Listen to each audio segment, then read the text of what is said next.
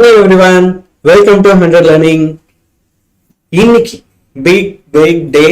ஏன் அப்படின்னா வால்யூம் 1ல இருக்க 2-1-3 மார்க்ஸ் எல்லாத்தையும் அடுத்து ஒரு 90 மினிட்ஸ்ல நான் உங்களுக்கு சொல்லி தரப்போறேன். இந்த செஷன் நீங்க தீயா கவனிக்க ரெடி அப்படின்னா 25 மார்க் உங்களுக்கு இப்பவே 11th பப்ளிக் எக்ஸாம்ல செக்யூர். கண்டிப்பா உங்களுக்கு 25 மார்க்ஸ். எப்படி 25 மார்க்ஸ்? நீங்க 5 2 மார்க் கொஸ்டின் அட்டன் பண்ண போறீங்க, 5 3 மார்க் கொஸ்டின் அட்டன் பண்ண போறீங்க. அது ஒரு 10, இது ஒரு 15, 25 மார்க் கன்ஃபார்ம். எல்லாருமே தீயா படிக்க ரெடியா? போன செஷன் நம்ம பாத்தீங்க அப்படின்னா வெயிட்டா 5 மார்க்ஸ் எல்லாம் படிச்சோம். அந்த 5 மார்க்ஸ் எல்லாத்தையுமே ஒரு வாட்டி ரிவைஸும் பண்ணி பார்க்க சொல்லியிருந்தேன். ஸோ ஐ ஹோப் எல்லாருமே அதை பக்காவா ரிவைஸ் பண்ணியிருப்பீங்க இல்லையா? அண்ட் அந்த செஷன் கவனிச்சவங்களும் பாத்தீங்க அப்படின்னா சார் சூப்பர் சார், எல்லாமே எனக்கு புரிஞ்சிடுச்சு அப்படின்றதெல்லாம் சொல்லி கடைசி வரைக்கும் இருந்து கவனிச்சுட்டு போனீங்க. இன்னைக்கு நான் எதிர்பார்க்கறது எல்லாமே உங்க எல்லாருக்கிட்டையும் என்னன்னா, அதே மாதிரி ஃபுல் எனர்ஜியோட என்ன பண்ண போறோம், ஃபுல் கான்சென்ட்ரேஷனோட இந்த செஷனை கவனிக்க போறோம். சரியா? சோ எவ்ரிபடி ஃபுல் அலர்ட் மோட்ல இருக்கியா? எல்லாருமே இந்த செஷனை ஃபுல்லா பயங்கர எனர்ஜெட்டிக்கா கவனிக்க ரெடியா? ஓகே, சோ நவ் இப்போ உங்களுக்கு ஒரு குட்டி மோட்டிவேஷன் சொல்லி நான் என்ன பண்ண போறேன் அப்படின்னா இந்த செஷனை ஸ்டார்ட் பண்ண போறேன். கண்ணுங்களா, இந்த உலகத்துல மொத்தமா 2 விதமான பேர் தான் இருக்கிறாங்க. ஒருத்தர் யாரு அப்படின்னு பாத்தீங்கன்னா ஃபாலோ பண்றாங்க, ஃபாலோவர்ஸ். ரெண்டாவது டைப் யாரு அப்படின்னு பாத்தீங்கன்னா லீடர்ஸ். ஓகே, இந்த ஃபாலோவர்ஸ் இருக்காங்கல்ல, அவங்களுக்குலாம் நம்ம போய் இதை பண்ணு அதை பண்ணுன்னு ஒரு ஆர்டர் வாழ்க்கையில எப்பயுமே கொடுத்துட்டே இருக்கணும். இதெல்லாம் பண்ணு பண்ணு பண்ணு பண்ணுன்னு சொல்லிட்டு இருந்தா மட்டும்தான் பண்ணுவாங்க. அவங்க எப்பயுமே லைஃப்ல அந்த ஜோன்ல தான் இருப்பாங்க. இந்த லீடர்ஸ் இருக்காங்க பாருங்க, அவங்க அப்படி கிடையாது. அவங்க ஆர்டர்ஸ் ஃபாலோ பண்றவங்களா இருக்க மாட்டாங்க. அவங்களுக்கு அவங்களே ஆர்டர் கொடுத்துப்பாங்க. நம்ம இதை செய்யலாம், இன்னைக்கு நம்ம இந்த 5 மார்க்ஸ் எல்லாம் படிச்சிடலாம், நம்ம இன்னைக்கு இந்த லைவ் செஷனை பார்த்து முடிச்சிருவோம். ஓகே, நம்ம இன்னைக்கு 2-3 மார்க்ஸ் படிப்போம்னு சொல்லி அவங்களுக்கு அவங்களே ஆர்டர்ஸ் கொடுத்து ஒரு விஷயத்த யாருமே சொல்லாம பாசிட்டிவா அவங்களே எடுத்து செய்ய ஆரம்பிச்சிருவாங்க. அவங்க எல்லாம் லீடர்ஸ். இப்போ ஒரு ஸ்டூடெண்ட் வாழ்க்கையில ஃபாலோவரா இருக்க போறானா லீடரா இருக்க போறானா எங்க முடிவாகும் அப்படின்னா இந்த 11th 12th வரும்போதுதான். நீங்க 11th இருந்து இந்த 12th டிரான்சிஷன் ஆகும் போதுதான் நீங்க லீடரா இருக்க போறீங்களா ஃபாலோவரா இருக்க போறீங்களான்றத லைஃப் உங்களுக்கு முடிவு பண்ணும்.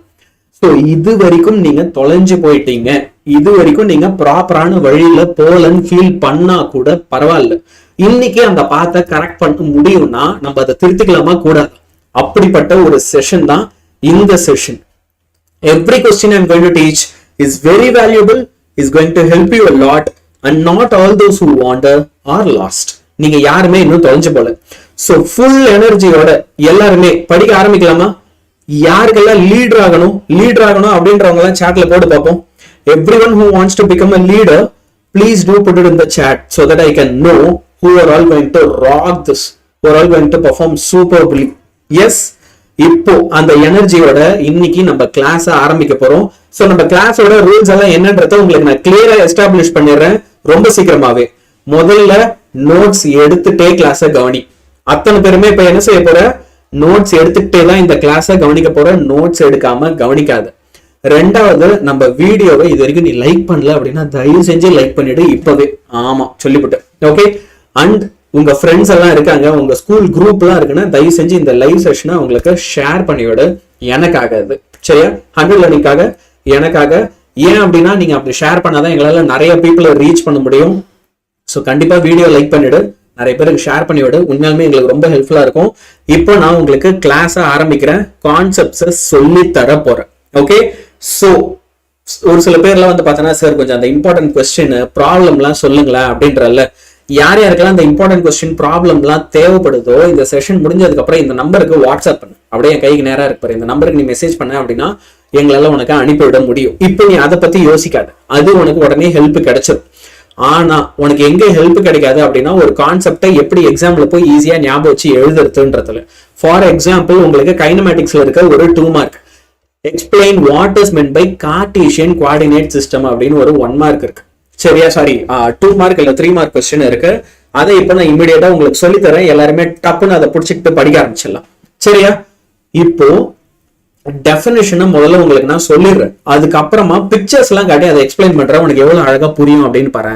இது ஒரு 3 மார்க்கா கேக்குறாங்கன்னா இதுல என்னெல்லாம் சார் கீவேர்டு, எக்ஸாம்ல போய் நான் அந்த கீவேர்ட்ல எழுதுனா எனக்கு மார்க் வந்துடும். அதெல்லாம் என்னென்ன கீவேர்ட் அப்படின்னா, first at any given instant of time. Okay, given என்னது இங்க என்ன எழுதணும்? Instant of time. The frame of reference. The frame of reference with respect to which, okay, என்ன எழுதணும்?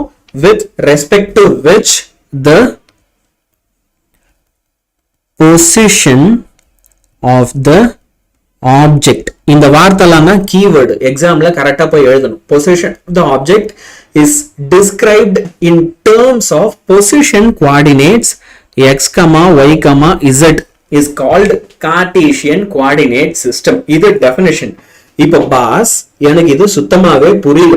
I don't understand that much anything in this. Can you help me understand அப்படின்னு கேக்குறேன்னா S. முதல்ல இந்த டெஃபினிஷனுக்கான meaning என்னன்னு பார்ப்போம். இப்போ நம்ம ஒரு க்ளோஸ்டு வால் எடுத்துக்கலாம். சரியா? எப்படி இருக்கும்? ஒரு ரூம் இருக்கு. அந்த வால்ல வந்து பாத்தீங்கன்னா ஒரு கார்னர் போயிட்டீங்கன்னா மொத்தம் 3 ஆக்சஸ் இருக்கும். இப்போ அந்த மாதிரி ஒரு வால்ல ஒரு பர்சன் நிக்கிறான். இங்க பாருங்க, செவுத்துல போய் ஒருத்தல நிக்கிறாப்ல. இப்போ இவர் நிக்கிற பொசிஷனை வச்சு என்னால என்ன செய்ய முடியும் அப்படின்னா 3 லைன்ஸ் டிரா பண்ண முடியும். Okay, what can I do? I can draw 3 lines. இப்படி ஒரு லைன். ஏன் இப்படி போகுது? இப்படி இந்த பக்கமா ஒரு லைன் போடலாம், இந்த பக்கமா ஒரு லைன் போடலாம், இப்படி ஒரு லைன் போடலாம். இதைத்தான் நீங்க 3 axes x, y and z அப்படின்னு சொல்றீங்க. ஸோ இவர் நிக்கிற இடத்த வச்சு நான் என்ன செய்யறேன்னா எக்ஸ், ஒய், இசட்னு 3 ஆக்சஸ் எடுத்துக்கிட்டேன். சரியா? I have 3 axes here. இப்போ நவ் நான் என்ன செய்ய போறேன் அப்படின்னா இவர் ஒரு ரூம்ல கார்னர்ல தானே நிக்கிறாரு. இவர் எதிர வந்து ஒரு டெட்லி ஸ்பைடர் ஒன்று நிக்குது அப்படின்னு வச்சுக்கோங்க. ஜூம் பண்ணி காமிக்கிறேன் பாரு. இந்த ஸ்பைடர் நிக்குது அப்படின்னா இந்த ஸ்பைடர் இவருக்கும் இந்த ஸ்பைடருக்கும் நடுவில் எவ்வளவு தூரம்ன்றத கண்டுபிடிக்கிறதுக்கு என்ன செய்யணுமா? ஓகே, நல்லா கவனி. இந்த ஸ்பைடர்ல இருந்து எக்ஸ் ஆக்சிஸ்க்கு ஒரு லைன், ஸ்பைடர்ல இருந்து இசட் ஆக்சிஸ்க்கு ஒரு லைன், அடுத்து ஸ்பைடர்ல இருந்து ஒய் ஆக்சிஸ்க்கு ஒரு லைன். இப்படி ஒரு 3 லைன் போடணும். அதாவது எக்ஸ் ஆக்சிஸ்ல இருந்து இது எவ்வளவு தூரம் தள்ளி இருக்கு, இசட் ஆக்சிஸ்ல இருந்து எவ்வளவு தூரம் தள்ளி இருக்கு, ஒய் ஆக்சிஸ்ல இருந்து எவ்வளவு தூரம் தள்ளி இருக்கு. இது 3த்தையும் இப்படி லைன் மாதிரி கனெக்ட் பண்ணி இந்த 3 லைனும் ஒரு பாயிண்ட்ல மீட் ஆகும் அப்படின்றாங்க. என்னவுமா? இந்த 3 லைனும் ஒரு பர்டிகுலர் பாயிண்ட்ல மீட் ஆகுமா? அப்போ இதுதான் அந்த ஸ்பைடருடைய பொசிஷன் அப்படின்னு சொல்லி நம்மள டெஃபினிஷன் எழுத சொல்றாங்க. அவ்வளவுதான். இப்போ இந்த ஸ்டேட்மெண்ட் படிச்சுன்னா உனக்கு செம்ம ஈஸியா புரிஞ்சிடும். At any given instant of time the frame of reference. யார் இங்க frame of reference? அந்த செவுதோரமா ஒருத்தர் நின்றுட்டு இருந்தாருல, அவரு தான். ஓகே, ஏன்னா அவரு நிக்கிற இடத்த வச்சுதான் அந்த ஸ்பைடர் எங்க இருக்குன்னு நம்ம சொல்றோம். With respect to which the position of the object is described in terms of coordinates. என்ன coordinates யூஸ் பண்ணீங்க? x, y and z is called Cartesian coordinate system. எப்பயுமே ஒரு பொருள் எங்க இருக்குன்னு சொல்றதுக்கு உங்களுக்கு 3 ஆக்சஸ் தேவைப்படும், x, y, z அப்படின்னு சொல்லி. சரியா? இப்ப இந்த டெஃபினிஷன் எல்லாருக்குமே கிளியரா? இந்த கான்செப்ட் எல்லாருக்குமே கிளியரா? ஓகே, சோ எல்லாருக்குமே கிளியர் அப்படின்னா தீயா கவனிச்சுட்டே இரு. ஓகே, அண்ட் நிறைய பேர் வந்து பார்த்தா அப்படின்னா கண்டென்ட் வந்து என்ன கேட்கறாங்கன்னா, sir can you teach gravitation lesson? கண்டிப்பா என்னால் நடத்த முடியும். அடுத்து வந்து சார் கிராவிடேஷன் லெசன் டீடைல்ஸ் நடத்துங்க சார். எல்லாருமே வெயிட் பண்ணு, கண்டிப்பா நான் நடத்துறேன். ஆனா இன்னைக்கு நம்ம அஜெண்டா என்ன அப்படின்னா வால்யூம் 1ல இருக்க 2 and 3 மார்க்ஸ். இப்போ நான் ஒரு விஷயம் என்னால ப்ராமிஸ் பண்ண முடியும் உங்களுக்கு. என்ன அப்படின்னா இன்னைக்கு நான் நடத்த போற 2 and 3 மார்க்ஸ்ல இருந்து உனக்கு பப்ளிக்ல கொஸ்டின் வந்துடும். உனக்கு பப்ளிக்ல வர கொஸ்டின் வேணுமா வேணாமா? அவ்வளவுதான் விஷயம். ஐ can teach you that, but you have to be here with me. நீ லீடரா இருக்க போறியா, ஃபாலோவரா இருக்க போறியா? ஃபாலோவர் தான் எனக்கு இதை கூட அதை கூடன்னு கேட்டுட்டே இருப்பான். லீடர் என்ன பண்ணணும்? நீங்க கவனிக்கணும். சரியா? Just listen to me. நான் ஒரு விஷயம் சொல்லி தரேன்னா இப்பதான் உனக்கு அதுக்கு படிக்கிறதுக்கான சான்ஸ். இப்ப மிஸ் பண்ணிட்டேன், அப்புறமா வந்து வீடியோ பார்த்துப்பேன்னு நினைப்பேன். சத்தியமா பண்ண மாட்டேன். எத்தனை வாட்டி நீ அதை கரெக்டா பண்ணிருக்க சொல்லு? வாய்ப்பு கிடையாது. B a leader, be very clear in what you are going to to. இப்பவே அழகா படிச்சு டைம் வேஸ்ட் பண்ணாது. சரியா? சோ எஸ், நீ எந்த யூனிட்டுமே என்கிட்ட கேட்க வேணாம். எல்லாமே வந்து நான் உங்களுக்கு நடத்த தான் போறேன். ஆனா நீ என் கூட இப்ப இந்த கிளாஸை கவனிக்கிறது ரொம்ப ரொம்ப ரொம்ப முக்கியம். It is very important. I will give you everything only if you are going to ready to listen to me now. சரியா? சோ இப்போ அகைன் ஒரு வாட்டி ஒரு சில பேர் டெஃபினிஷன் ரிப்பீட் பண்ண சொல்லி கேட்டதுனால ரொம்ப வேகமா சொல்ல போறேன். நல்லா கேட்டுக்கோ. ஒரு குறிப்பிட்ட நேரத்துல at any given instant of time the frame of reference with respect to which the position of the object is described. frame of reference னா என்ன சார்?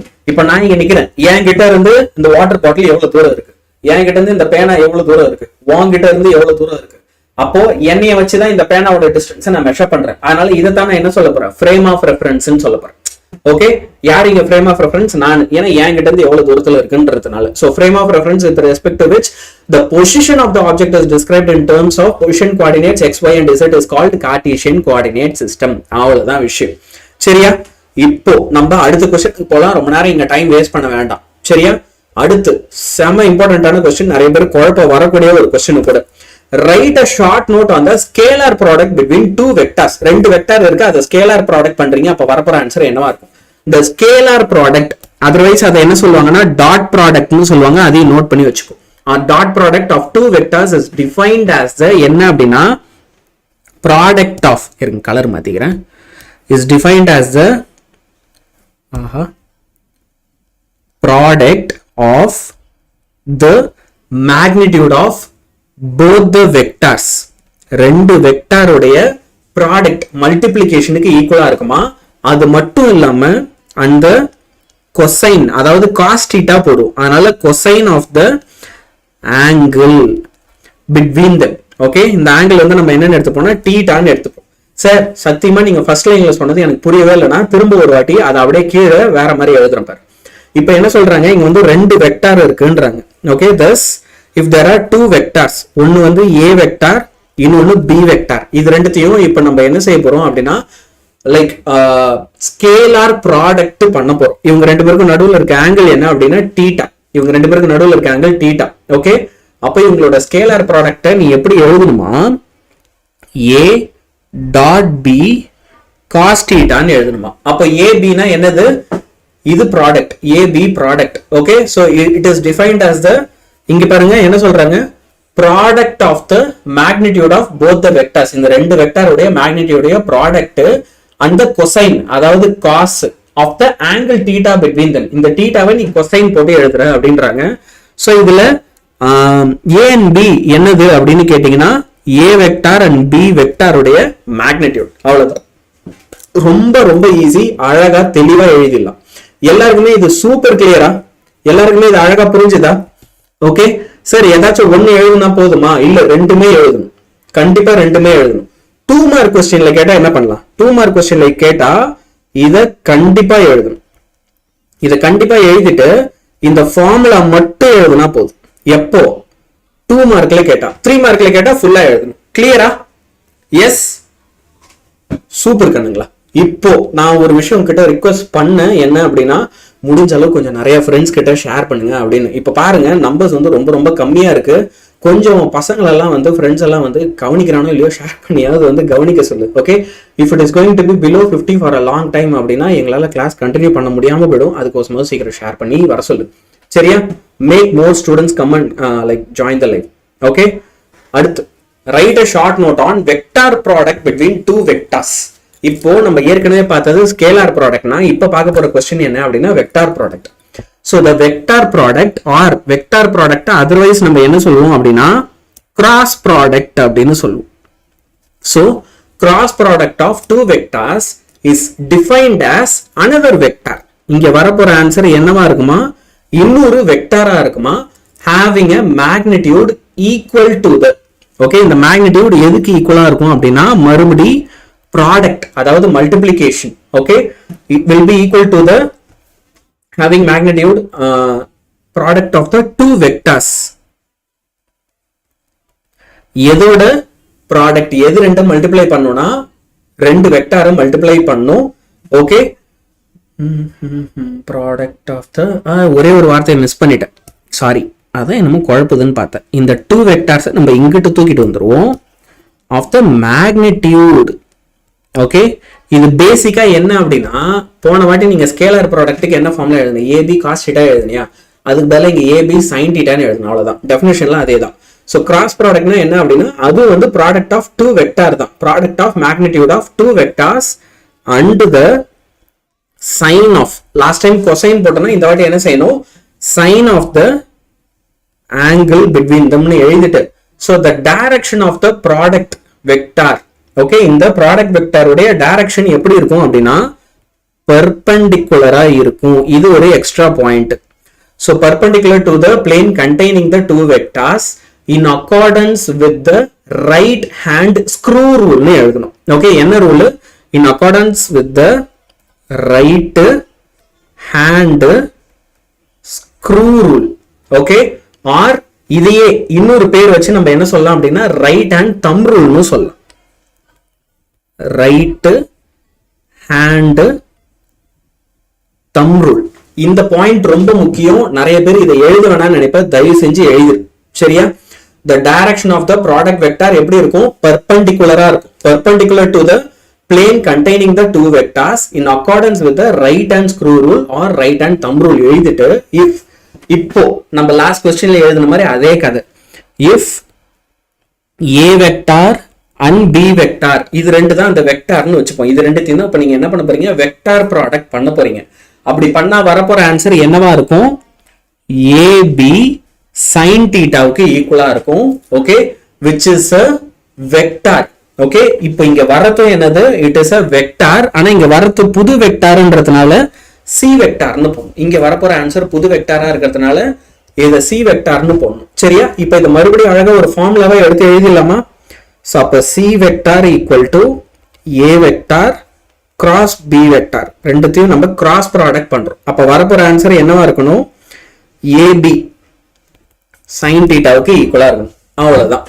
ஓகே, இதே வெக்டார் ஃபார்ம்ல எழுதுனீங்கன்னா இதுக்கு ஒரு யூனிட் வெக்டார் போடுவீங்க. அது வேணும்னா n கேப்னு இப்படி போட்டுக்கலாம். யூனிட் வெக்டார் அப்படின்னு சொல்லி எந்த டைரக்ஷன்ல இருக்குன்னு காமிக்க. எல்லாருக்குமே இந்த பாயிண்ட் வரைக்கும் பயங்கர கிளியரா? Sir, last session you said you will tell more 5 mark suspense. Will you tell that in this live session? Yes Bindu, கண்டிப்பா. Thank you for reminding. எஸ், அதை இந்த செஷன்ல நான் சொல்வேன். சரியா? அண்ட் ஃப்ரெண்ட்ஸ் யாரும் வர மாட்டேங்கிறாங்க சார். புரியுது Adarsha, like but still okay. Thank you for sharing. You went and share with different people and as to like அவங்களை வந்து லைவ் ஜாயின் பண்ண சொன்னீங்க இல்லையா? அதே நல்ல விஷயம். இவங்க எல்லாரையுமே நம்ம லைவ் வர வைக்கிறதுக்கு ஒரு சூப்பரான விஷயம் என்ன தெரியுமா? நம்ம சூப்பரா படிச்சு மார்க் எடுத்து காமிக்கணும். ஓகே, எப்படி நீ மார்க் எடுத்த அப்படின்னா நான் இப்படிதான் படிச்சேன் அப்படின்றத சொன்னா ஓகே, தாராளமா அவங்க லைவ் வர போறாங்க இல்லையா? People those who doubt us லீடர்ஸா நம்ம எல்லாரும் என்ன பண்ண போறோம்? அவங்கள டிஸ்ப்ரூவ் பண்ணி காமிக்க போறோம். அவங்க கிட்ட நம்ம சாதிச்சு காமிக்க போறோம். அதுக்கு இந்த லைவ் செஷன் கண்டிப்பா உங்க எல்லாருக்கும் பயங்கரமா ஹெல்ப் பண்ணும். இப்போ இந்த question vector product of two vectors எல்லாருக்கும் கிளியரா? அடுத்த क्वेश्चन போலாமா? நம்ம டைம் வேஸ்ட் பண்ண வேண்டாம். Yes, now how do you deduce the two vectors are perpendicular? ரெண்டு வெக்டார் பர்பெண்டிகுலரா இருக்கு அப்படின்றத நீங்க எப்படி சொல்லலாம்? இப்போ இங்க let's just say there are two vectors. ஒன்னு வந்து என்ன அப்படின்னா a வெக்டார், இன்னொன்னு b வெக்டார். சரியா? இதை எப்படி ஒரு படமா போடுறேன் அப்படின்னா இங்க பாருங்க, ரெண்டு வெக்டார்ஸ் இருக்கு. ஒன்னு a வெக்டார், இன்னொன்னு b வெக்டார். இப்போ இவங்க ரெண்டு பேருக்கும் நடுவுல இருக்க ஆங்கிள் என்னவா இருக்க போகுது அப்படின்னா 90 டிகிரியா இருக்க போகுது. எப்பெல்லாம் ரெண்டு வெக்டாருக்கு நடுவுல இருக்க ஆங்கிள் 90 டிகிரியா இருக்கோ அப்பெல்லாம் அதை வந்து நம்ம என்ன சொல்லுவோம் அப்படின்னா பெர்பெண்டிகுலரா இருக்கு அப்படின்னு சொல்லுவோம். So if two vectors are perpendicular to each other, then their scalar product, இவங்க ரெண்டு பேருக்கும் நடுவுல இருக்க scalar product வந்து என்னவா இருக்கும் அப்படின்னா a vector dot b vector equal to 0வா இருக்கும். இங்க வரப்போற ஆன்சர் வந்து என்னவா இருக்கும்? 0வா இருக்கும். ஏன் சார் அப்படின்னா ஒண்ணும் இல்ல, cos 90 டிகிரி equal to 0. இப்பதானே நான் ஸ்கேலார் ப்ராடக்ட் ஃபார்முலா சொல்லி கொடுத்தேன். a vector dot b vector நீங்க எப்படி எழுதலாம்? ab cos theta ன்னு எழுதலாம். அப்ப இங்க ab cos 90 டிகிரின்னு போட வேண்டியிருக்கும். ஏன்னா இங்க 90 இருக்கிறதுனால இங்கேயும் 90 தான் வரும். அப்ப cos 90 வேல்யூ 0. அப்போ 0 கூட எதை மல்டிப்ளை பண்ணாலும் மொத்தமா 0 தான் வரும். சோ அப்ப நீங்க என்ன சொல்லலாம்? then the vectors, இங்க இருக்கிற இந்த ரெண்டு vector a vector and b vector, they are said to be mutually perpendicular. So எப்பெல்லாம் நீங்க ரெண்டு வெக்டார் பெர்பெண்டிகுலரா இருக்கு அப்படின்னு சொல்லலாம், அந்த ரெண்டு வெக்டாரையும் நீங்க ஸ்கேலார் ப்ராடக்ட் பண்றீங்க. பண்ணும்போது ஓகே, இவங்க ரெண்டு பேரும் பெர்பெண்டிகுலரா இருக்காங்க அப்படின்னா அப்ப தீட்டாவுக்கு நீங்க என்ன செய்ய போறீங்க அப்படின்னா 90 போட போறீங்க. cos 90 வேல்யூ என்ன? 0.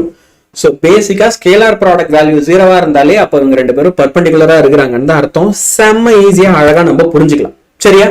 Is it easy? அடுத்த क्वेश्चन போலாமா? எஸ். அண்ட் யார் யாரெல்லாம் இன்னும் வீடியோ தயவு செஞ்சு லைக் பண்ணாம இருக்கியோ ஒரு வாட்டி லைக் பண்ணிடு. நம்ம அடுத்த क्वेश्चन போலாம். அண்ட் நான் ஏற்கனவே சொன்ன மாதிரி நம்ம நம்பர்ஸ் இன்க்ரீஸ் ஆகிட்டே இருக்க மாதிரி கொஞ்சம் எவ்வளவு ஃப்ரெண்ட்ஸுக்கு முடியுமோ தயவு செஞ்சு எல்லா ஃப்ரெண்ட்ஸையும் ஷேர் பண்ணி கிளாஸுக்கு வர வைங்க. சரியா? Now the next question, what is the difference between velocity and average velocity? செம்ம இம்பார்ட்டன்டான question. ஓகே, ஸோ இந்த கொஸ்டின் இப்போ நான் உங்களுக்கு சொல்லி தர போறேன். அழகா நல்லா தீயா கவனி.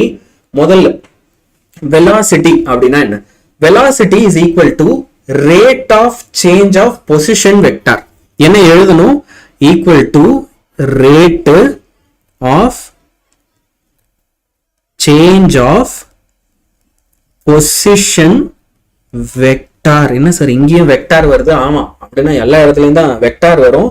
இந்த பொசிஷன் வெக்டார் எப்படி மாறும்னா with respect to time. Time ஆக ஆக மாறிட்டே இருக்கும். அதனால என்ன செய்யணும்? With respect to time. சரியா? இதுதான் ஸ்டேட்மெண்ட்.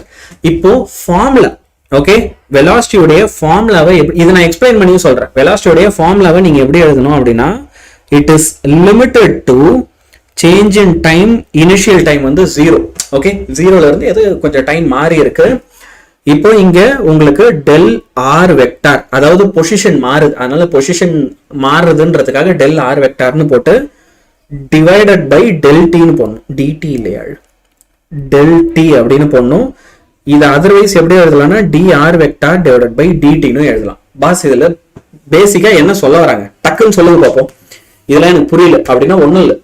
வெலாசிட்டினா என்னது? ஒரு பொருள் ஒவ்வொரு நேரத்துலயும் வேற வேற இடத்துல இருக்கு. இப்போ இந்த கிளாஸ் ஆரம்பிக்க பார்த்து நான் இங்க நின்று எடுக்கிறேன். ஒரு செகண்ட் கழிச்சு இப்படி கிட்ட வரேன். இன்னொரு செகண்ட் கழிச்சு இன்னும் கொஞ்சம் கிட்ட வந்து உங்களை இப்படி பயமுறுத்துறேன்னு வச்சுக்கோங்க.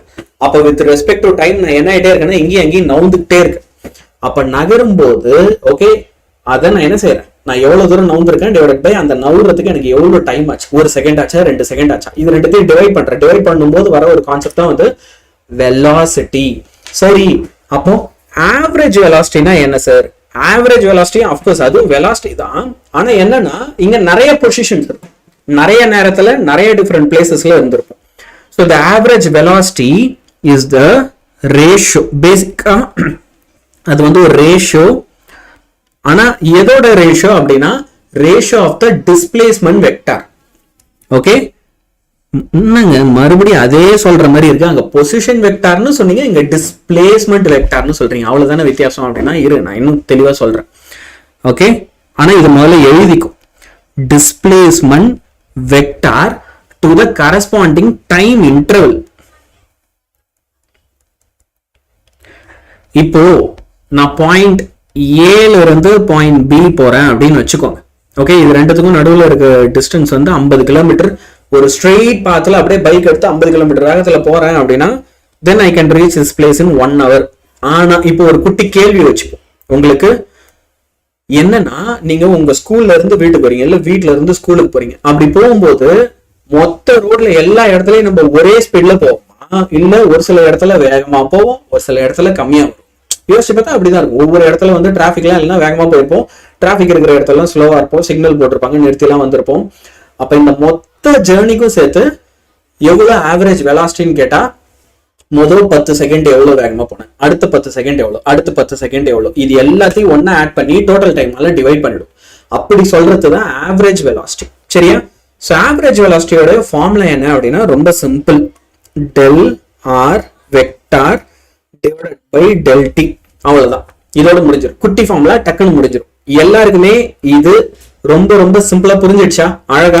இப்ப நம்ம அடுத்தது போலாமா? And there are some questions that I need to answer in the chat. கண்ணுங்களா? எஸ். இப்போ பாருங்க, தினேஷ் என்ன கேட்கிறாப்ல, சார் சொல்லுங்க சொல்லுங்கன்றாப்ல. ஆனா என்ன சொல்லணும்ன்றத தினேஷ் சொல்ல. ஒரே நிமிஷம் தினேஷ். சார் 10th யூடியூப் இம்பார்ட்டன்டா? சார் 10th அந்த யூடியூப் கொஸ்டின் இம்பார்ட்டன்டான்னு கேக்குறியா? ஆமா, கண்டிப்பா படிச்சுதான் ஆகணும். நான் சொல்லித்தரேன், நீ கவலைப்படாத, நான் சொல்லித்தரேன். சரியா? படிச்சா முடியும். ஓகே சார், கொஸ்டின் பேப்பர் எப்படி வரும்னு பயமா இருக்கு. பிரித்திஷ், கொஸ்டின் பேப்பர் எப்படி வந்தாலும் நீ ஆன்சர் பண்ற மாதிரி நான் சொல்லி கொடுக்குறேன். நீ இருந்து பார்க்க ரெடியா? நீ கத்துக்க ரெடியா? நான் சொல்லித்தரேன். Average velocity once more explain பண்ணுங்க. இந்த ஆவரேஜ் வெலாசிட்டி ரொம்ப simple. Point A, point B, point C, point D. ஒவ்வொரு இடத்துலயும் நான் வேற வேற வெலாசிட்டியில போறேன். முதல் 10 நிமிஷம் 20ல போறேன், அடுத்த 10 நிமிஷம் 30ல போறேன், அடுத்த 10 நிமிஷம் 40ல போறேன். ஆனா மொத்தமா என்ன பண்ணிட்டேன், நான் வீட்டுல இருந்து ஆரம்பிச்சு ஸ்கூலுக்கு போய் சேர்ந்துட்டேன். இப்போ நான் என்ன வெலாசிட்டியில போனேன்னு கேட்டா 10 20 30 அப்படியா சொல்ல முடியும்? இல்லை, 10 + 20 + 30. அப்ப என்ன செய்யணும்? எல்லாத்தையும் ஆட் பண்ணும். 60. எவ்வளவு நேரம் ஆச்சு? அரை மணி நேரம் ஆச்சு. அரை மணி நேரம் ஆச்சா? அப்போ 30 minutes டிவைட் பண்ணு. ஸோ ஆவரேஜ் வெலாசிட்டி 30 km/h அப்படின்னு கனெக்ட் பண்ணி சொல்றதுக்கு பேரு தான் என்ன அப்படின்னா ஆவரேஜ் வெலாசிட்டின்ற கான்செப்ட். பேசிக்கா உன் ஸ்கூல்ல மார்க் எடுத்தா நீ ஆவரேஜ் கால்குலேட் பண்றல, ஒரு 50 எடுப்போம், 65 எடுப்போம், திரும்ப ஒரு 70 எடுப்போம், அப்புறம் ஒரு 50 எடுப்போம், அப்புறம் ஒரு 50 எடுப்போம். இது எல்லாத்தையும் ஆட் பண்ணி என்ன நம்பரால டிவைட் பண்ணுவோம் சொல்லு பாப்போம். எல்லாருமே சொல்லு. இது இப்போ 5 டேர்ம் இருக்குன்னா ஆவரேஜ் எடுக்கும்போது இதை என்ன நம்பரால டிவைட் பண்ணுவேன்? ஐ திங்க் எல்லாராலையுமே இதை ஆன்சர் பண்ண முடியும். ரொம்ப ஈஸி. அவ்வளவுதான். இப்போ நீ ஸ்கூல்ல வந்து உன் டோட்டல் கால்குலேட் பண்றதுல பர்சன்டேஜுக்கு அதையே வெலாசிட்டிக்கு பண்ணா அது பேர் ஆவரேஜ் வெலாசிட்டி. ரொம்ப சிம்பிளா சொல்லணும்னா இவ்வளவுதான். செம்ம ஈஸி. சரியா? சோ இவ்வளவு ஈஸியா புரிய வச்சான்ல, லைக் பட்டன் பிரஸ் பண்ண எல்லாரும். சரியா? Make sure you click the like button. Okay, I need physics important sums நான் ஏற்கனவே போட்டிருக்கேன். ஓகேவா? உங்களுக்கு இம்பார்ட்டன்ட்லாம் வேணும்னா இந்த கிளாஸ் முடிஞ்சதுக்கு அப்புறமா இந்த நம்பருக்கு நீ மெசேஜ் பண்ணா நான் உனக்கு அனுப்பி வைக்கிறேன். ஏற்கனவே இம்பார்ட்டன்ட்லாம் நான் கொடுத்துட்டேன். இப்போ உங்களை நான் என்ன பண்ண வைக்கிறேன் அப்படின்னா உங்களுக்கு சொல்லித்தரேன், படிக்க வைக்கிறேன். சரியா? இப்போ பாரு, write down the kinematic equations for angular motion. செம இம்பார்ட்டன்டான கொஸ்டின், அதே நேரத்துல ரொம்ப ஈஸியான கொஸ்டின் கூட. சரியா? சோ டக்குன்னு இப்ப நான் சொல்லித்தரேன், எல்லாருமே அழகா பாரு. ஓகே, கிரியேட்டிவ் கொஸ்டின்ஸ் 1 marks எப்படி ஹேண்டில் பண்றது? வஹாஜ் அஹமத் ஏற்கனவே நான் வீடியோ போட்டிருக்கேன் கண்ணா, எல்லாமே நான் சொல்றேன். இப்போ இந்த லைவ்ல வரவங்க எல்லாருமே நான் சொல்றத கேட்க ரெடியா இருக்கு. நீ இன்னும் ஒரு 1 மணி நேரம் ஸ்பெண்ட் பண்ணனா பப்ளிக் எக்ஸாம்ல 2 and 3 marks பத்தி பயப்பட வேண்டிய அவசியமே இருக்காது. எல்லாத்தையும் நான் சொல்லி கொடுத்துருவேன். ஆனா இந்த 1 மணி நேரம் நீ மத்த கேள்விகள் கேட்க போறேன்னா இதையும் கத்துக்க மாட்டேன், அதையும் கத்துக்க மாட்டேன். டைம் தான் வேஸ்ட் ஆகும். டைம் வேஸ்ட் பண்றவங்க யாருமே இங்க இருக்க வேண்டாம். கத்துக்கணும்னு இருக்கிறவங்க வெறியோட இங்க இரு. எல்லாருமே உன் ஃப்ரெண்ட்ஸை ஷேர் பண்ணி வரவை. இப்போ உங்களுக்கு ஒரு சில பேசிக் ஃபார்முலாஸ் தெரியும். V is equal to U plus AT, S is equal to UT plus half AT square, V square is equal to U square plus 2AS. இந்த ஃபார்முலாஸ்லாம் உங்களுக்கு ஏற்கனவே தெரியும் தானே? இப்போ இந்த ஃபார்முலால ஒரு சில பட்டி டிங்கரிங் பார்க்க போறோம். என்ன அப்படின்னா, எங்கெல்லாம் V வருதோ அதை ஒமேகான்னு எடுத்துக்கும், எங்கெல்லாம் U வருதோ அதை ஒமேகா நாட்னு எடுத்துக்கும். ஓகே, அண்ட் ஆக்சலரேஷன் எங்கெல்லாம் A போடுறியோ அதுக்கு பதிலாக ஆல்பா போடு. அவ்வளவுதான். இதெல்லாம் மாத்திட்டேன்னா இந்த கைனமேட்டிக்ஸ் ஆஃப் ஆங்குலர் மோஷன் டக்குன்னு முடிஞ்சிடும். ஓகேவா? சோ டக்குன்னு எல்லாருமே பார்த்து புரிஞ்சுக்கிட்டு என்ன செய்ய போற அப்படின்னா இதை எழுத போறோம். சரியா? So first kinematics of angular மோஷன்ல V is equal to UT இல்லையா? சோ அந்த ஃபார்முலாவை நம்ம எப்படி எழுதலாம்? Omega equal to omega not plus ATக்கு பதிலா ஆல்பா T. இது ஃபர்ஸ்ட் ஈக்குவேஷன். சரியா? இப்போ நெக்ஸ்ட் ஒன் வந்து S is equal to UT plus half AT square. கரெக்டா? சோ இங்க S க்கு பதிலா theta, okay, will be equal to omega naught into T plus half alpha T square. என்ன பண்ணிருக்கேன்? S is equal to UT plus half AT square formula தான். S வர இடத்துல theta போடுறோம். ஓகே, U வர இடத்துல omega naught போடுறோம், A வர இடத்துல ஆல்பா போடுறோம். இந்த மாதிரி டேர்ம்ஸ் மட்டும் மாத்தினாலே வேலை முடிஞ்சது. செம சிம்பிள். சரியா? இப்போ அடுத்த equation omega square is equal to omega naught square plus 2 alpha into theta. Okay, ரொம்ப சிம்பிள் பாரு. இங்க இருக்கிற அதே ஃபார்முலா இங்க ஒமேகா போட்டாச்சு, இங்க ஒமேகா நாட் போட்டாச்சு. 2 இன்டூ ஏக்கு பதிலா ஆல்பா இன்டூ எஸ்க்கு பதிலா தீட்டா. இன்னும் பஸ் அதே ஃபார்முலாவை எடுத்து மாத்தி எழுதுறீங்க அப்படின்னா ஆமா அவ்வளவுதான், மாத்தி எழுத வேண்டியதுதான். And final formula theta is equal to omega not plus omega into T divided by 2. That's it. டக்குன்னு அழகா எடுத்து எழுதிடலாம். சரி சார், இப்போ இதுல நீங்க ஒரு சில டேர்ம்ஸ் எல்லாம் போடுறீங்களா? அதெல்லாம் என்னது? ஃபார் எக்ஸாம்பிள் தீட்டா அப்படின்னா அது ஆங்குலர் டிஸ்பிளேஸ்மெண்ட்னு அர்த்தம். முதல்ல இந்த ஆங்குலர் டிஸ்பிளேஸ்மெண்ட்னாலே எனக்கு என்னன்னே தெரியாது, அதை யாராவது சொல்ல முடியுமா அப்படின்னு கேட்டேன்னா ரொம்ப சிம்பிள். நீ நேரா போகும்போது எவ்வளவு தூரம் போனன்னு கேட்கலாம். சர்க்கிள்ல போகும்போது சரி ஒரு ராட்னம் இருக்குன்னு வச்சுக்கோங்க, ஜெயண்ட் வீல். இந்த ஓகே, ஒரு ஜாயின் வீல்ல போயிட்டு நீ ஒரு 10 வாட்டி சுத்திட்டு கீழே இறங்கி வரனா என்ன குமார் எத்தனை கிலோமீட்டர் டிராவல் பண்ணிட்டு வந்தீங்கன்னா நான் கேட்க முடியும்? இல்லையா? ஆனா நீங்க அங்க எவ்வளவு ஆங்கிள் கவர் பண்ணீங்க? 360 டிகிரி கவர் பண்ணீங்களா இல்ல 270 டிகிரி கவர் பண்ணீங்களான்னு கேட்கலாம். சர்க்குலர் பாத்துல போகும்போது ஆங்கிள் தான் கேட்கணும். அதனாலதான் ஆங்குலர் டிஸ்பிளேஸ்மெண்ட் அதுக்கு என்ன பண்றோம்? தீட்டா போடுறோம். அப்போ ராட்னம் எம்பிட்டு வேகமா சுத்துதுன்னு ஒரு கான்செப்ட் இருக்குல்ல, அதுக்கு என்ன இருக்கணும்? வெலாசிட்டி இருக்கணும். அதனால ஒமேகா அது முதல்ல ஆரம்பிக்கும் போது பொறுமையா ஆரம்பிச்சு போக வேகமா சுத்தி இருக்கும். அப்ப அந்த இனிஷியல் வெலாசிட்டிக்கு ஒமேகா நாட், அதுக்கு ஆக்சலரேஷன் இருக்கும்.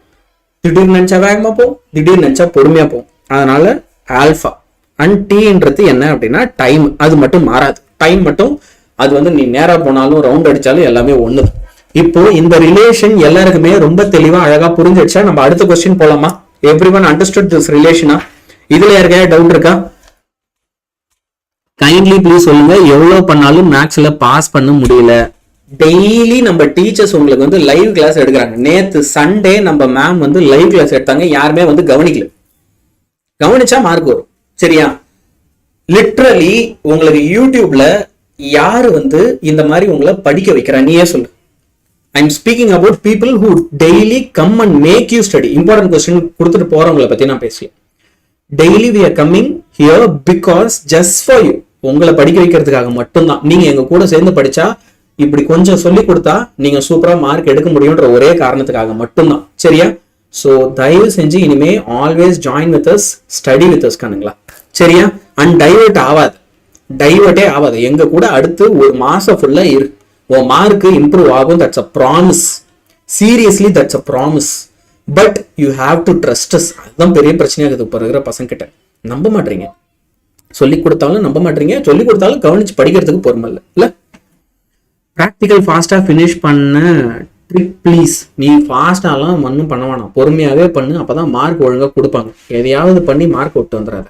கம்முன்னு இருந்தாலே 30 மார்க்ஸ் அவங்களே கொடுத்துருவாங்க. நான் ஏதாவது வித்தியாசமா ட்ரை பண்றேன்னு சொல்லி சொதப்பி கொடுக்குற மார்க்கை 38, 29 குறைச்சிட்டு வந்துடாது. சரியா? ஸ்பைடு கேமே அப்பையில இருந்து அந்த ஒரு டீடைல் ஸ்பைடு கேமி நான் அதை லாஸ்ட்ல தான் சொல்லுவேன். சரியா? இப்பவே நான் சொன்ன உடனே கேட்டு நீ ஓட்டனா சரி. The resultant acceleration is what? ஐயோ இருங்க, கொஸ்டின் என்னன்னே மறந்துட்ட பாருங்க நீங்க பண்ண கலவரத்துல. Write down the expression for angle made by resultant acceleration and radius vector in the non-uniform circular motion. Boss, எங்களுக்கு நான் யூனிஃபார்ம் சர்க்குலர் மோஷன்னாலே என்னன்னு தெரியாது அப்படின்னீங்கன்னா ஒன்றும் இல்லை, டக்குன்னு எக்ஸ்பிளைன் பண்றேன் பாருங்க. ஃபார் எக்ஸாம்பிள் நம்ம சன் இருக்கு, சன்னை சுத்தி எர்த் வருதா? சரியா? எர்த் சன்னு. நம்ம எர்த் இருக்கு பாருங்க, எல்லா நேரத்திலையும் சன்னை ஒரே வேகத்துல சுத்தி வராது. ஏன்னா எர்த்தோடைய ஆர்பிட் எப்படி இருக்கும்னா இப்படி ஓவல் ஷேப்பா இருக்கும். அப்போ ஒரு பாயிண்ட்ல எர்த்துக்கும் சன்னுக்கும் நடுவில் இருக்க டிஸ்டன்ஸ் வந்து கம்மியா இருக்கும். இன்னொரு பாயிண்ட்ல எர்த்துக்கும் சன்னுக்கும் நடுவில் இருக்க டிஸ்டன்ஸ் வந்து மேக்ஸிமமா இருக்கும். ஒரு இடத்துல கம்மியா இருக்கும், இன்னொரு இடத்துல அதிகமா இருக்கும். எர்த்து எப்பெல்லாம் சன்னுக்கு ரொம்ப பக்கத்துல போதும் அப்பெல்லாம் வேகமா சுத்தும். எப்பெல்லாம் வந்து சன்னை விட்டு ரொம்ப தூரத்துல இருக்கும் அப்ப கொஞ்சம் பொறுமையா சுத்தும். ஓகே, உனக்கு இது தெரியாது அப்படின்னா இனிமே தெரிஞ்சுக்க. சரியா? அப்போ டெக்னிக்கலா earth goes in non uniform circular motion. எர்த்தோடைய சர்க்குலர் மோஷன் எப்படி இருக்கும்? நான் யூனிஃபார்மா இருக்கும். சோ இப்ப எர்த்துக்கு 2 விதமான ஆக்சிலரேஷன் இருக்கணும் நான் யூனிஃபார்மா இருக்கிறதுனால. ஒன்னு பேரு நம்ம என்ன சொல்லுவோம் அப்படின்னா டான்ஜென்ஷியல் ஆக்சிலரேஷன் சொல்லுவோம். அது வந்து எர்த்த என்ன பண்ணணும்னா ஆர்பிட்டை விட்டு வெளியே தள்ளும். நீ கையில ஒரு ரோப் வச்சு சுத்திட்டே இருக்க, வேகமா சுத்தி டக்குன்னு ரிலீஸ் பண்ணா என்ன ஆகும்? அது உன் கையை விட்டு உருவி விட்டு வெளியில போகும். அதுதான் டான்ஜென்ஷியல் ஆக்சிலரேஷன். சர்க்குலர் பார்ட்டை விட்டு வெளியே தள்ளுற ஆக்சிலரேஷன். நல்லா சுத்திட்டே இருக்க, கையில இருக்கமா பிடிச்சிட்டே இருக்க, சுத்திட்டே இருக்க பார்த்து பட்டுன்னு நிறுத்திட்ட, அந்த கயிறு என்ன பண்ணும்? உன் மேலே வந்து அடிச்சிடும், இன்வர்டா வரும். அது பேரு சென்ட்ரிபிட்டல் ஆர் ரேடியல் ஆக்சிலரேஷன். இது எப்பயுமே சர்க்குலர் பாத்துக்கு இன்வர்டா ஆக்ட் ஆகும். சோ ஒரு சர்க்குலர் பாத்துனா அதுல எத்தனை இருக்கணும்? 2 இருக்கணும். சரியா? இப்போ இவங்க 2 பேருமே பெர்பெண்டிகுலரா வேற வேற டைரக்ஷன்ல இருக்கிறதுனால இந்த வெக்டார்ல நான் ஒன்னு சொல்லி கொடுத்தேன், வெக்டார் ப்ராடக்ட் ஆஃப் 2 வெக்டார்ஸ். அப்ப என்ன சொன்னேன்? அதுல ஒரு ரிசல்டன்ட் ப்ரொடியூஸ் ஆகும்னு சொன்னா அந்த ரிசல்டன்ட் தான் இந்த ஏஆர் ரிசல்டன்ட் வெக்டார். எப்படி? ஓகே, சோ இந்த கான்செப்டை எடுத்துட்டு வந்து இங்க தியரியா எழுதணும், அவ்வளவுதான். The resultant acceleration, ஒரு சர்க்குலர் பாத்துல ஒரு பொருள் போயிட்டு இருக்கு, எர்த்து போது கயிறு வச்சு நீ சுத்திட்டு இருக்க அப்படின்னா அது மேல 2 ஆக்சலரேஷன் இருக்கும். அந்த 2 ஆக்சலரேஷன் என்ன அப்படின்னு பார்த்தோம்னா ஒன்னு வந்து அதுல சென்ட்ரிபீட்டல், இது வந்து எப்படி இருக்கும்? இன்வர்டா இருக்கும். அண்ட் இன்னொன்னு வந்து என்னது? Tangential acceleration. இந்த டான்ஜென்ஷியல் ஆக்சலரேஷன் எப்படி இருக்கும்? அவுட்வர்டா இருக்கும். அப்ப இது ரெண்டுத்துக்கும் சேர்த்து ஒரு ரிசல்டன்ட் ஒன்னு ப்ரொடியூஸ் ஆகுது. So the magnitude of this resultant acceleration, இத வந்து எப்படி கொடுக்கலாம்? AR vector will be equal to, okay, AR square, அதாவது centripetal AR square plus இப்ப tangential acceleration எழுதணும். So அதுக்கு V square divided by R whole square. இந்த மாதிரி எடுத்து ஃபார்முலா எழுதணும். சரியா? இப்ப இவங்க ரெண்டு பேருக்கு நடுவில் ஒரு ஆங்கிள் இருக்குல்ல, அந்த ஆங்கிள் எப்படி எழுதுறது அப்படின்னு கேட்டா tan theta is equal to, இப்ப பாரு, AT divided by V square divided by R. இது ரெண்டுத்தையும் டிவைட் பண்ணோம், அவ்வளவுதான். இந்த இடத்துலயும் நம்ம என்ன பண்ணலாம், AT னே போட்டுக்கலாம். இது டான்ஜென்ஷியல், இதுதான் ரேடியல் இல்ல சென்ட்ரிபிட்டல். ஓகே, இப்படி இதை ஒரு ஃபார்முலாவை எடுத்து எழுதணும். So the resultant angle makes an angle என்னது, theta with the radius vector னு சொல்லிட்டு இந்த ஃபார்முலாவை எடுத்து எழுதணும். பேசிக்கா நீ என்ன செய்யறேன்னா, டான்ஜென்ஷியலா இருக்கிறத சென்ட்ரிபிட்டலால டிவைட் பண்ற. சோ டான்ஜென்ஷியல் மேல, சென்ட்ரிபிட்டல் கீழ். புரியுதா எல்லாருக்கும்? இப்படி அழகா ஃபார்முலாவை எடுத்து டிவைட் பண்ணி எழுதணும், அவ்வளவுதான். எழுதிட்டேன்னா வேலை முடிஞ்சு. சரியா? சோ இது எல்லாருக்குமே புரிஞ்சுதா? கான்செப்ட் புரிஞ்சுதா? ஒரு ஆப்ஜெக்ட் சர்க்குலர் பாத்துல போகுதுன்னா ரெண்டு ஆக்சலரேஷன் இருக்கணும். ஒன்னு டான்ஜென்ஷியல் வெளியில, சென்ட்ரிபிட்டல் உள்ள. சரியா? அப்ப இது ரெண்டுத்துக்கும் நடுவுல ரிசல்டன்டா ஒன்னு ப்ரொடியூஸ் ஆகும், ரைட்டா? அந்த ரிசல்டன் தான் உங்களை சர்க்குலர் பாத்துல போக வைக்கும். சோ இப்போ அந்த ரிசல்டன் கண்டுபிடிக்கிற ஃபார்முலா என்ன, root of tangential square plus centripetal square. அவ்வளவுதான், எடுத்து எழுதுனா போதும். சூப்பரா எழுதி முடிச்சுட்டு வந்துட்டே இருக்கலாம். என்ன மாஸ்ல சூப்பரா படிச்சுட்டோம்ல?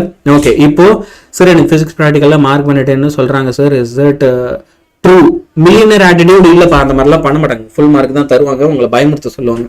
சார் பிசிக்ஸ்ல எல்லா சாப்டர் 5 மார்க் படிச்சா 5 அட்டன் பண்ண முடியுமா? தாராளமா முடியும் சார். 3rd சாப்டர் டீடைல்ஸ் கிளாஸ்ல சொல்லு தாங்க sir please. Ash 24 Kanna, luck தான் உனக்கு. நான் 2 நாள் முன்னாடி தான் வந்து நடத்திட்டு போனேன் 3rd சாப்டர்ல இருக்கிறதெல்லாம். தயவு செஞ்சு போய் அந்த வீடியோவை பார்த்து. அன்பார்ச்சுனேட்டா லைவ் வராம விட்டு திரும்ப வந்து நடத்துவேன், இன்னொரு 3 நாள் கழிச்சு திரும்ப வந்து நடத்துவோம், அப்பயும் வந்து பாரு. ஓகே, இப்போ நம்ம என்ன பண்ணலாம், will move on to next chapter. Laws of மோஷன்ல இருக்க பயங்கர இம்பார்ட்டன்டான கொஸ்டின்ஸ் எல்லாம் என்னன்றத இப்பவே பார்த்து கத்துக்கலாம். ரெடியா எல்லாம்? லாஸ் ஆஃப் மோஷன் படிக்க ரெடினா எல்லாம் ஒரு ஃபயர் எமோஜியை போட்டு விட்டு பார்ப்போம். Yes, everyone is ready for laws of மோஷனா? செம இன்ட்ரெஸ்டிங்கான சாப்டரா இருக்கும், அது ஈஸியான கொஸ்டினா தான் இருக்கும், எதுவுமே கஷ்டம் கிடையாது. ஓகே, இதுல நான் எக்ஸாம்பிள் கொஞ்சம் அதிகமா சொல்ல போறேன், உனக்கு எது ஞாபகம் இருக்கோ அதை மட்டும் எக்ஸாம்பிள்ல எழுது. சரியா? கன்ஃபார்மா பாக்குறேன் sir. Super sir. 3rd chapter details அதான், நீ அதை ஒரு வாட்டி போய் பாரு, நான் திரும்பவும் சொல்லித்தரேன். சரியா? சூப்பர் கணுங்களா? எஸ். யாரையெல்லாம் அதே மாதிரி நம்ம வீடியோ இன்னும் லைக் பண்ணாம இருக்கியோ லைக் பண்ணிடு. எத்தனை வாட்டி சார் கேட்பீங்க, எனக்கே கஷ்டமா இருக்கு அப்படின்னு நினைச்சு லைக் பண்ணிடு. சரியா? Explain the concept of inertia. Write 2 examples each for inertia of motion, inertia of rest and inertia of direction. முதல்ல இனர்ஷியானா என்னன்றத இப்ப நம்ம என்ன செய்ய போறோம், எடுத்து எழுத போறோம். எழுதிட்டு அதுக்கப்புறம் என்ன செய்யலாம், இனர்ஷியா ஆஃப் மோஷன்னா என்ன, அதுக்கப்புறம் வந்து என்னது இனர்ஷியா ஆஃப் ரெஸ்ட்னா என்ன, இனர்ஷியா ஆஃப் டைரக்ஷன்னா என்ன, இதெல்லாம் அழகா தனித்தனியா எடுத்து எழுதும். ஓகே, முதல் விஷயம் இனர்ஷியாவை பொறுத்த வரைக்கும், it is the inability of objects, ஒரு பொருளுடைய இயலாமை. ஓகே, ஒரு பேச்சுக்கு ஒரு எக்ஸாம்பிளா சொல்லணும்னா, இந்த வாட்டர் பாட்டில் தொகர், வாட்டர் பாட்டில் இந்த டேபிள் இருக்குன்னு வச்சுக்கோங்க, வாட்டர் பாட்டில் போ, வாட்டர் பாட்டில் நவுறு, இப்படி எல்லாம் போய் அதுகிட்ட நான் சொன்னா அது எங்கேயுமே நவுறாது. பிடிச்சி என்ன பண்ணும், தள்ளணும். நீ ஒரு ஃபோர்ஸ் அது மேல அப்ளை பண்ணணும், அப்படி பண்ணா தான் அது நவுறு. ஓகே, அதைத்தான் இங்க சொல்றாங்க, த inability. ஓகே, என்னது, it is the inability of objects to move on its own, to move on its own or change its state of rest. Okay, அதால என்ன பண்ண முடியாது, change its state of rest or motion is called inertia. சரி, inertia என்ற வார்த்தைக்கு அர்த்தம் என்ன அப்படின்னா, again inertia means resistance to change its state, resistance to change its state. பேசிக்கா எல்லாருக்கும் இனர்ஷியானா என்னன்னு புரிஞ்சிடுச்சா? சார் கிளாஸ் 8 மணிக்கெல்லாம் முடியுமா? கண்டிப்பா 8 மணிக்கெல்லாம் முடியாது. ஓகே, நான் நிறைய சொல்லி தரலான்னு வந்திருக்கேன். ஸோ நான் கத்து கொடுத்துட்டே இருக்கேன், சொல்லி கொடுத்துட்டே இருக்கேன், முடிஞ்ச அளவுக்கு இருந்து பாருங்க. ஓகேவா? எஸ். இப்போ இதுக்கு ஏதாவது ஒரு எக்ஸாம்பிள் சொல்லுங்களா? இனர்ஷியால மொத்தம் 3 விதம் இருக்கு. ஒன்னு வந்து இனர்ஷியா ஆஃப் ரெஸ்ட். இந்த ரெஸ்ட் நீங்க எங்க ஃபீல் பண்ணலாம் அப்படின்னா, backward push sudden start of bus. இப்போ ஒரு பஸ் நின்றுட்டே இருக்கு, நீ கம்பியை பிடிச்சிட்டு நின்றுட்டே இருக்கு, டக்குன்னு ஸ்டார்ட் பண்றாங்கன்னா என்ன பண்ணுவோம், உன்னை இப்படி பின்னாடி தள்ளும். அப்ப அந்த மாதிரி பின்னாடி நவுறதுக்கு காரணம் ரெஸ்ட். பஸ் நவுந்துடுச்சு, பஸ் உள்ள இருக்கிற நீ இன்னும் நவுறல, பஸ் கூட நவுறல, அதனால பஸ் உன்னை பிடிச்சி இழுக்கும் போது அதை நீ ஃபீல் பண்ற. சரியா? அடுத்து tightening of seat belt in car when it stops. நீ ஒரு கார்ல போயிட்டு இருக்க அப்படின்னு வச்சுக்கோங்க, கார் வந்து சடனா ஸ்டார்ட் ஆச்சுன்னா அந்த சீட் பெல்ட் மேல டைட் ஆன மாதிரி இருக்கும். நார்மலா இருக்கிறத விட நின்றுட்டு இருக்க கார் சடனா ஸ்டார்ட் ஆகும்போது என்ன ஆகும், சீட் பெல்ட் டைட் ஆகும். ஸோ அதை ஒரு எக்ஸாம்பிளா சொல்றாங்க. இப்போ இனர்ஷியா ஆஃப் மோஷன் எடுத்துக்கிட்டா அப்படின்னா ஃபார்வர்ட் புஷ் டூரிங் சடன் பிரேக்னா பஸ், நம்ம வடிவேல் ஒரு பஸ்ல பிரேக் விட்ட உடனே கண்ணாடி எல்லாம் அடிச்சு உடச்சிட்டு போய் விழுவாரு, அந்த மாதிரி ஒரு பொருள் ஏற்கனவே வேகமா நவுந்துட்டு இருக்கு, அதுல நீங்க சும்மா சீட்ல பஸ்ல ஒரு சீட்ல உட்காந்துருக்கீங்கன்னா பஸ் 60 கிலோமீட்டர் வேகத்துல போனா பஸ்ல இருக்கிற நீயும் என்ன பண்ற 60 கிலோமீட்டர் வேகத்துல தான் போற. அப்ப பஸ் சடனா ஒரு பிரேக் அடிச்சாங்கன்னா பஸ் நின்னுடும், ஆனா உள்ளகிற நீ நிக்க மாட்டேன், நான் நிக்க மாட்டேன். அப்ப என்ன டப்புன்னு போய் முன்னாடி இடிச்சுப்போம். ஸோ அதனால forward pull during sudden brake என்ன பஸ் இல்ல. Ripe fruits fall from the trees in the direction of wind. எப்பயுமே இந்த தேங்காய், மாங்காய், புளியங்காய் இதெல்லாம் மரத்துல இருந்து விழுது அப்படின்னா என்ன பண்ணும், காத்து எந்த பக்கம் அடிக்குதோ அதே டைரக்ஷன்ல போய் விழும். அது காரணமும் இந்த இனர்ஷியா ஆஃப் மோஷன் தான்றாங்க. கடைசியா இனர்ஷியா ஆஃப் டைரக்ஷன். ஓகே, இந்த டைரக்ஷனை பொறுத்த வரைக்கும் stone moves tangential to the circle. இப்போ நான் வந்துட்டு ஒரு விஷயம் சொன்னேன் இல்லையா, ஒரு கயிறு வச்சு அது சுத்திட்டே இருக்க ஒரு கல் இருக்கு அப்படின்னா டக்குன்னு அதை ரிலீஸ் பண்ணா என்ன பண்ணும், சர்க்கிள் விட்டு வெளியில டான்ஜென்ஷியலா வெளியே போகும். ஸோ அது இனர்ஷியா ஆஃப் டைரக்ஷன். அப்படி இல்லைன்னா நீ ஒரு சைக்கிள்ல இல்ல கார்ல போயிட்டு இருக்க, ஆனா இந்த ஸ்டேரிங்கை திருப்பவே இல்லைன்னா என்ன ஆகும், நேரா போய் மோதிப்பேன். ஓகேவா? So when a car moves towards left, we turn to the right. Car அப்படியே இப்படி லெஃப்ட் பக்கம் நீ திரும்புறனா கார் திருப்புவ, ஆனா அந்த கார் உள்ள இருக்கிற நீ என்ன பண்ணுவ, ரைட் பக்கமா சாய்வ. பஸ்ல போகும்போதெல்லாம் கூட இதை ஃபீல் பண்ணிருப்ப. சடனா இந்த பக்கம் பஸ் சாயுதுன்னா நீ அதுக்கு ஆப்போசிட் டைரக்ஷன்ல சாய்வ. ஸோ இதுவும் இனர்ஷியா ஆஃப் டைரக்ஷன். சரியா? செம சிம்பிளா சூப்பரா கத்துக்கிட்டோமா? ஓகே, மறுபடி பாரு, நிறைய பேர் புதுசா வந்திருக்காங்கன்னு நினைக்கிறேன். ஸோ கண்ணுங்களா செல்லங்களா எல்லாம் நல்லா கேட்டுக்க. புதுசா வந்தவங்க எல்லாருமே இம்பார்ட்டன்ட் ப்ராப்ளம் நான் ஏற்கனவே வீடியோ போட்டிருக்கேன். சரியா? இம்பார்ட்டன்ட் ப்ராப்ளம்ஸ் நான் சொல்லி கொடுத்துருக்கேன். இப்போ நம்ம 2 and 3 மார்க் ரிவிஷன் பண்றோம். இப்போ இதைத்தான் நம்ம பார்க்க போறோம். சரி, எனக்கு ப்ராப்ளம் தான் வேணும்னா நீ அந்த வீடியோ போய் பாரு. ஆனா உன்கிட்ட ஒரு விஷயம் சொல்றேன், அதுக்கு முன்னாடி இப்பவே இந்த செஷன்ல என் கூட நீ படிச்சுட்ட சூப்பரா அப்படின்னா கேரண்டியா, எப்படி கேரண்டியா நீ 11th பப்ளிக் எக்ஸாம்ல 2 and 3 மார்க்ஸ் எல்லாத்தையுமே அட்டன் பண்ணிட்டு வந்துடும். இதுல ஒரு 5 கொஸ்டின், அதுல ஒரு 5 கொஸ்டின், 10 கொஸ்டின் எல்லாத்தையும் அட்டன் பண்ணிட்டு வந்துருவேன். ஸோ தயவு செஞ்சு டைமை வேஸ்ட் பண்ணாம இப்ப என் கூட இதெல்லாம் படிச்சிரு. அதுதான் தப்புறீங்க. ஃபோன் நம்பரை நான் போட்டு வச்சிருக்கேன். உனக்கு இம்பார்ட்டன்ட் கொஸ்டின் வேணும், ப்ராப்ளம் வேணும்னா இதுக்கு நீ மெசேஜ் பண்ணனா உனக்கு அனுப்பி வச்சிருவாங்க. அது எப்போ வேணா அனுப்பி வச்சிருவாங்க. புரியுதா? ஆனா இந்த லைவ் இப்பதான் நடக்கும். இப்பதான் நீ என் கூட படிக்க முடியும். அதனால தயவு செஞ்சு இப்ப என் கூட படிச்சிரு எல்லாம். ஓகே, நான் சொல்றது எல்லாம் அக்செப்ட் பண்றேன்னா உன் ஃப்ரெண்ட்ஸ் எல்லாரையும் ஷேர் பண்ணி கிளாஸ் ஜாயின் பண்ணி தயவு செஞ்சு பார்க்க சொல்லு. நான் ஏற்கனவே சொன்ன மாதிரி முடிஞ்ச அளவுக்கு நம்ம ஒரு 50-60 நம்பர்ஸை மெயின்டைன் பண்ணிட்டே இருப்போம். அதுக்கு மேல கீழே போக வேண்டாம். நம்பர்ஸை மெயின்டைன் பண்ண ட்ரை பண்ணலாம், இல்லைன்னா கிளாஸ் நிறுத்துற மாதிரி ஆயிடுக்கானுங்களா, அதனால சொல்றேன். சரியா? So the force acting on an object is equal to the dash. Newton's second law. அடுத்த question. So the force acting on an object எப்பயுமே எப்படி இருக்கும் அப்படின்னா equal to the rate of change of its momentum. எப்படி இருக்கும்? ஆஹா, இருங்க மார்க்கர்ல எழுதுறேன். Rate of change of its momentum பா. Okay, the force acting on an object எப்பயுமே எப்படி இருக்கும், அதோட rate of change of momentum க்கு ஈக்குவலா இருக்கும். சார் நிறுத்துங்க, அந்த மொமெண்டம்னா என்னது எனக்கு அதுவே தெரியாது அப்படின்னா வெரி சிம்பிள். சும்மா 2 ஆப்ஜெக்ட் ஒன்னோட ஒன்று இம்பாக்ட் ஆகுது அப்படின்னு வச்சுக்கோ, உன்னோட ஒன்று மோதுதுன்னு வச்சுக்கோ. அப்போ ஒரு ஆப்ஜெக்ட் மேல இருக்கிற வெலாசிட்டி இன்னொன்னுக்கு டிரான்ஸ்ஃபர் ஆகும். இதைத்தான் நம்ம மொமெண்டம்னு சொல்லுவோம். சரியா? ஒரு பேச்சுக்கு ஒரு பால் ஒன்று சும்மா தரையில ஒரு பாயிண்ட்ல இருக்கு, இன்னொரு பால் வேகமா அதை இடிக்குதுன்னா இப்ப சும்மா நின்றுட்டு இந்த பாலும் நவரும், இந்த வேகமா வந்த பால் கொஞ்சம் ஸ்லோ ஆயிடும். அப்ப இவர்கிட்ட இருந்த கொஞ்சம் வேகம் யாருக்கு போயிடுச்சு, இவருக்கு போயிடுச்சு. அதனால இவர் ஃபாஸ்ட் ஆயிட்டாரு, இவரு ஸ்லோ ஆயிட்டாரு. ஏன்னா இவர் கெயின் பண்றாரு, இவரு லூஸ் பண்றாரு. ஓகேவா? இப்படி ஒரு பொருள் கிட்ட இன்னொரு பொருளுக்கு வெலாசிட்டி டிரான்ஸ்ஃபர் ஆகிறத நீங்க மொமெண்டம்னு சொல்லுவீங்க. இப்போ என்ன சொல்றாங்க, அந்த மொமெண்டம் மாறுச்சுன்னா அதை ஃபோர்ஸ்ன்னு சொல்லலாம். அப்ப அது ஒரு ஃபார்முலாவே எழுதும்போது நீங்க என்ன பண்ணலாம், F vector equal to dp vector divided by dt ன்னு எழுதலாம். சரி, என்ன செய்யலாம், dp vector divided by dt. இதுல எக்ஸ்ட்ராவா ஒரு விஷயம் தெரிஞ்சுக்கணும்னா F vector equal to d divided by dt. இப்ப p வெக்டாரோட இடத்துல நீங்க என்ன சப்ஸ்டிட் பண்ணலாம் அப்படின்னா mass into velocity vector substitute பண்ணலாம். அப்படி சப்ஸ்டிட் பண்ணும்போது என்ன ஆயிடும் அப்படின்னு பாத்தீங்கன்னா F vector is equal to d divided by dt v vector. இந்த m கான்ஸ்டன்ட்ன்றதுனால அதை தனியா எடுத்துட்டு வந்துடலாம் m. அப்ப dv by dt நீங்க ஆக்சலரேஷன் எழுதுனீங்கன்னா F vector is equal to mass into acceleration. நியூட்டனுடைய செகண்ட் லா ஃபார்முலா உங்களுக்கு கிடைச்சது. சோ இது நீ எக்ஸாம்ல எழுதணும்னு அவசியம் இல்லை, சும்மா தெரிஞ்சுக்க சொல்றேன். ஏன்னா ப்ராப்ளம்லாம் நிறைய பேர் கேட்கற, அப்ப ப்ராப்ளம்லாம் நீங்க சால்வ் பண்ணணும்னா இந்த மாதிரி ஃபார்முலா எல்லாம் உங்களுக்கு தெரியும். தெரியாம போய் அதை போட முடியாது. ஓகே, So முதல்ல நியூட்டன் செகண்ட் லால என்ன சொல்றாங்க, the force acting on an object is equal to the rate of change of its momentum. So F vector is equal to dp vector divided by dt ன்னு எடுத்து எழுதலாம். சரியா? இப்ப அடுத்து using free body diagram show that it is easy to pull an object than to push it. யாரெல்லாம் விக்ரம் படம் பார்த்திருக்க? சிம்பிளான கொஸ்டின், ஈஸியா ஆன்சர் பண்ணலாம். ஓகே, விக்ரம்னு ஒரு படம் இருக்கும். அதுல வந்து நம்ம கமல்ஹாசன் என்ன பண்ணுவாருன்னு பாத்தீங்கன்னா, கஷ்டப்பட்டு அப்படியே ஒரு கண்ணை பிடிச்சி இழுத்துட்டு வருவார். சரியா? நீ நல்லா கவனிச்சனா அந்த படத்துல ஃபர்ஸ்ட் வந்து அவர் வந்து அந்த கண்ணை வந்து புல் பண்ண ட்ரை பண்ணுவார். பின்னாடி இருந்து புஷ் பண்ணி பார்ப்பாரு, முடியாது. ஆனா ஓகே, ஒரு பாயிண்ட்ல வந்து ஒரு புஷ் பண்ணாம எப்ப புல் பண்ண ஆரம்பிக்கிறாரோ அது வேலை செய்ய ஆரம்பிச்சிடும். அந்த கான்செப்டை தான் இங்க நம்ம கத்துக்க போறோம். ஸோ இங்க வந்து பாத்தீங்கன்னா ஒரு மாஸ் இருக்கு கண்ணுங்களா. சரியா? இப்ப இந்த மாஸை நம்ம ஃபர்ஸ்ட் என்ன செய்யறோம் அப்படின்னா புஷ் பண்ண போறோம். அப்ப புஷ் பண்ணும்போது என்ன ஆகுது அப்படின்னு பார்ப்போம். புஷ் பண்ணும்போது நீ என்ன செய்யற அப்படின்னா, இந்த பேரு ஃபோர்ஸை இப்படி தர, மேல இருந்து கீழே தர. ஸோ டெக்னிக்கலா நீ ஒரு பொருளை புஷ் பண்ணும்போது தரைய வச்சு அழுத்து, அதனால அது மூவ் ஆக மாட்டேங்குது. அது புஷ் பண்றது கஷ்டம், ஏன்னா தரைய வச்சு நீ அழுத்து. சரியா? இந்த மாதிரி பண்ணும்போது என்ன ஆகும் அப்படின்னா, அந்த ஃபோர்ஸ் ரெண்டு காம்பனண்டா ரிசால்வ் ஆகும்.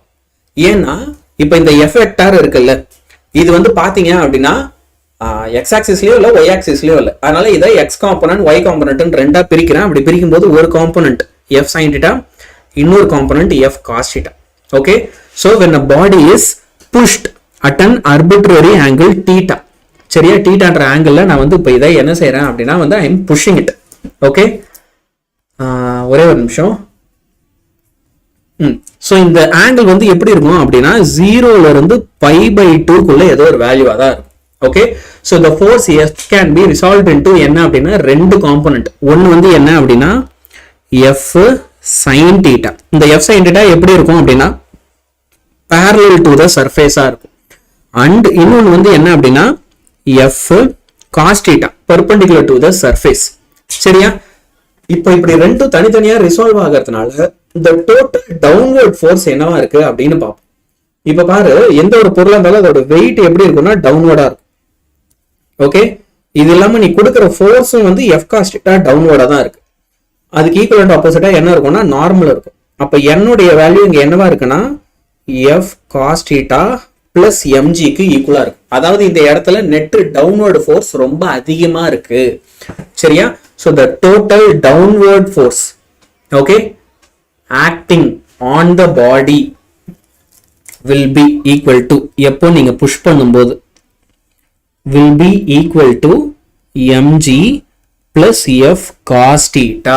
அப்ப இது இங்க என்ன இம்ப்ளை பண்ணுது, எல்லாருமே நல்லா கவனி. அப்ப இது வந்து இங்க என்ன இம்ப்ளை பண்ணுது அப்படின்னா, it implies that the normal force acting on the body வந்து இன்க்ரீஸ் ஆகுது. நார்மல் ஃபோர்ஸ் ஆக்ட் ஆச்சுன்னா அதிகமாச்சுன்னா அதை உங்களால நவுத்த முடியாது. there is no acceleration along the vertical direction. Normal force அப்போ என்னவா இருக்கும்? ஓகே, நார்மல் ஃபோர்ஸ் என்னவா இருக்கும் அப்படின்னா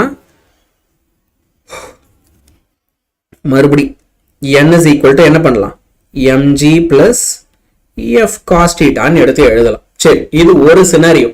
இப்போ as a result of maximal static friction, okay, நீங்க இந்த மாதிரி பிடிச்சி அழுத்தும் போது என்ன ஆகும் அப்படின்னா, இந்த இடத்துல ஸ்டாட்டிக் ஃப்ரிக்ஷன் இருக்கு பாருங்க, அதுவும் கூட சேர்ந்து அதிகமாகும்.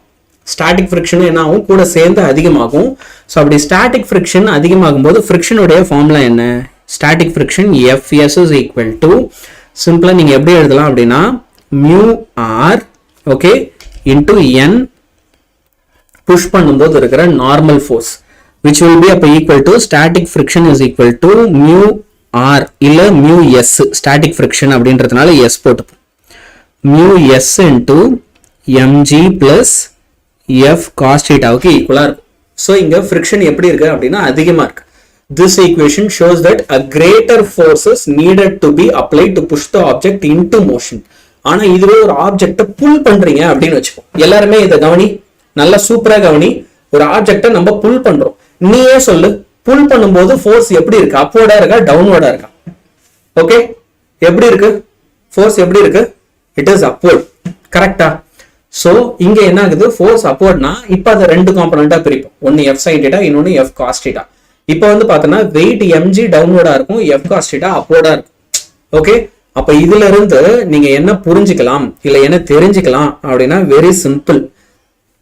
when an object is pulled at an angle theta, the applied force is resolved into two components. ரெண்டு காம்போனண்டா இருக்கும்.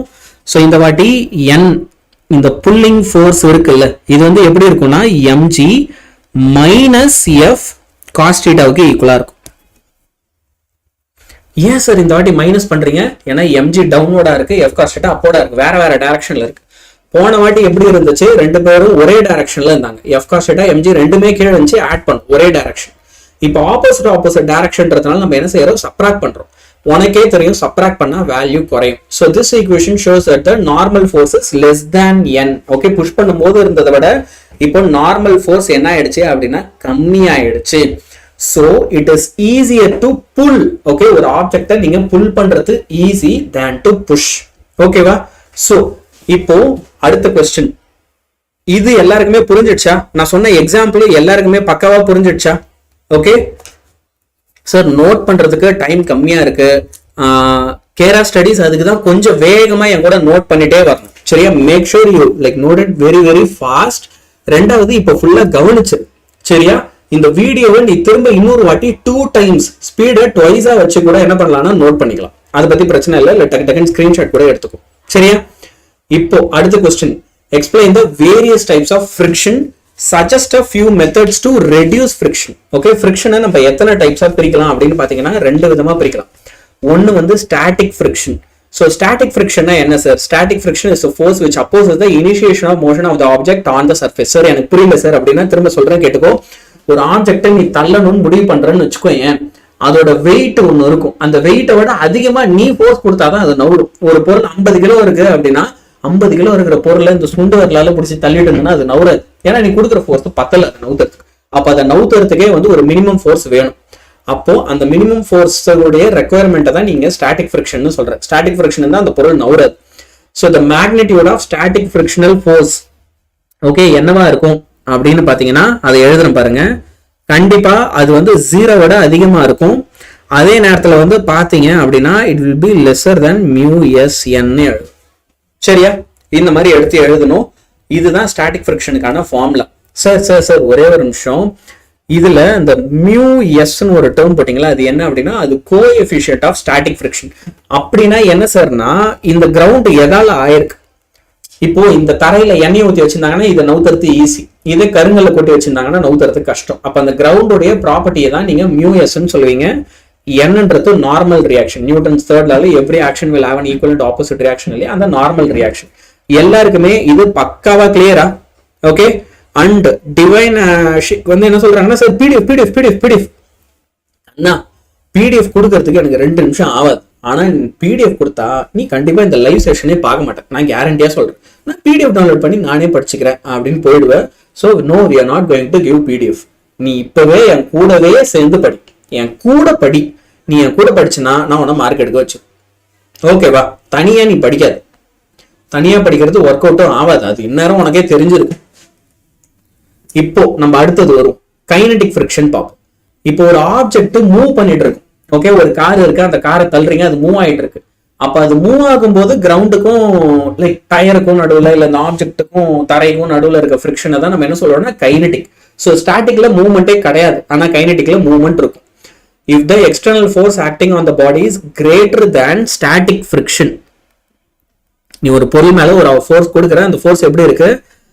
ஸ்டாட்டிக் ஃபிரிக்ஷனை விட ரொம்ப ரொம்ப அதிகமா இருக்கு அப்படின்னா அப்ப அந்த ஆப்ஜெக்ட் என்ன பண்ணும்? நகர ஆரம்பிக்கும். So when an object slides, the surface exerts a frictional force called kinetic friction. Static friction விட அதிக ஃபோர்ஸ் கொடுத்துட்டுனா நவுரும். அப்ப அது நவுரும் போது இருக்கிற ஃபிரிக்ஷன் என்னது? Kinetic friction. சரி பாஸ், அப்ப இதுக்கு என்ன ஃபார்முலா அப்படின்னா கைனடிக் ஃபிரிக்ஷன் உடைய ஃபார்முலாவை ஜஸ்ட் μk into n எழுதலாம். அவ்வளவுதான். Just μk into n. Sir அப்போ இதுல μk னா என்ன அப்படின்னா kinetic friction, coefficient of kinetic friction. அதே மாதிரி வந்து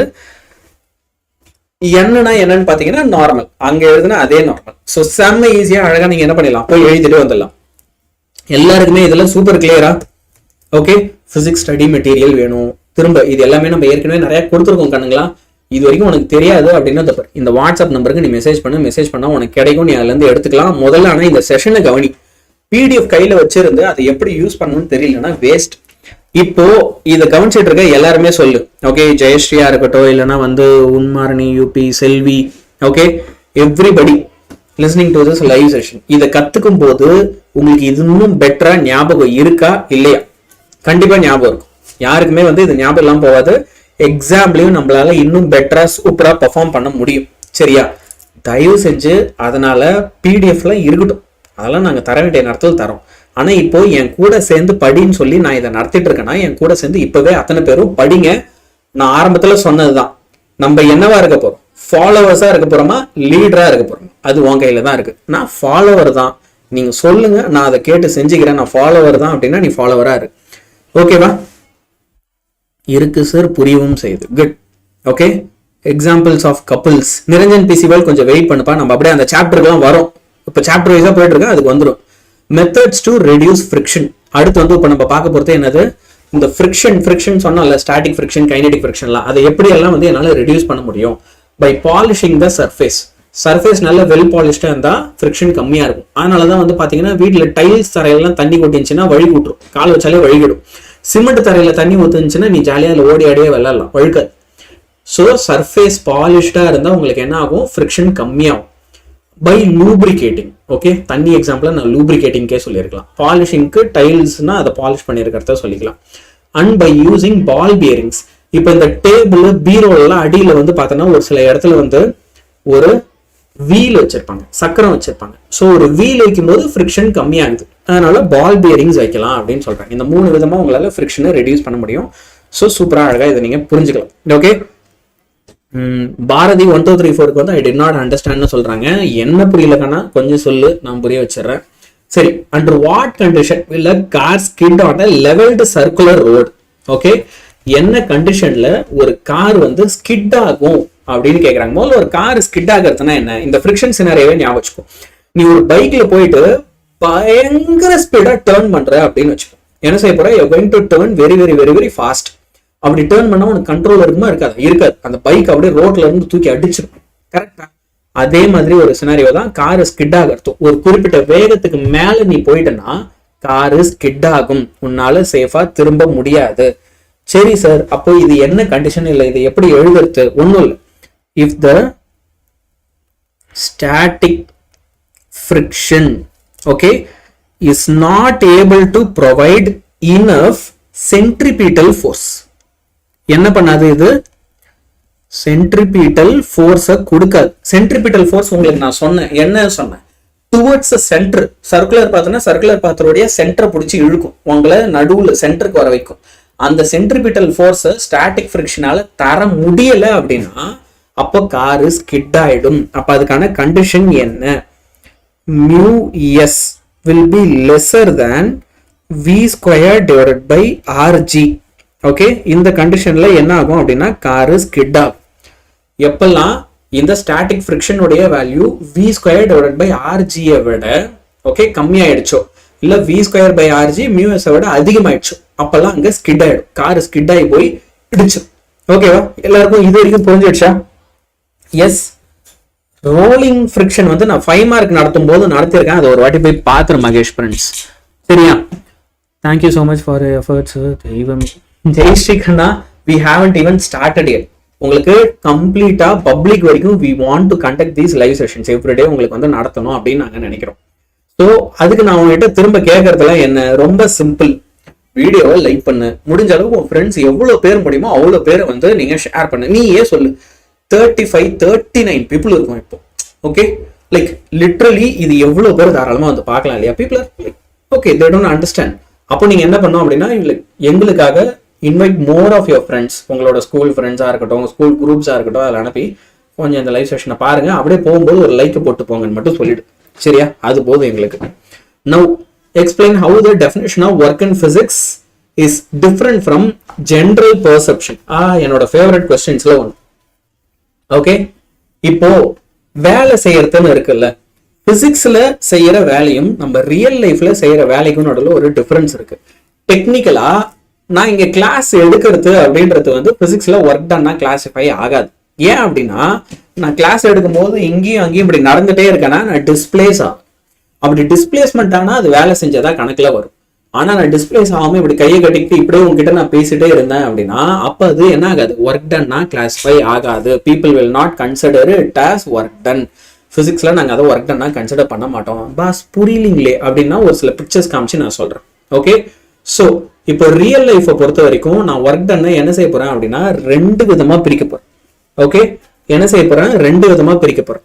ஒன்னு வந்து நான் என்னன்னு சொல்வேன் அப்படின்னா பிசிக்கல் ஒர்க், இன்னொன்னு மென்டல் ஒர்க். இப்ப நம்ம படிக்கிறதெல்லாம் இருக்குல்ல, இங்கெல்லாம் நம்ம எழுந்து ஓடி ஆடிலாம் விளையாட மாட்டோம். ஒரு இடத்துல உட்காந்து ஃபுல்லா கான்சென்ட்ரேட்டா புக்கை பார்த்துக்கிட்டே இருப்போம். இது மென்டல் ஒர்க். இங்க டிஸ்பிளேஸ்மெண்ட்டே இருக்காது, நீ நவர மாட்ட, என்ன பண்ண மாட்டேன், டிஸ்பிளேஸ்மெண்ட்டே இருக்காது. அதனால டிஸ்பிளேஸ்மெண்ட் 0. ஆனா பிசிக்கல் ஒர்க்ல என்ன இருக்கும் அப்படின்னா டிஸ்பிளேஸ்மெண்ட் இருக்கும்.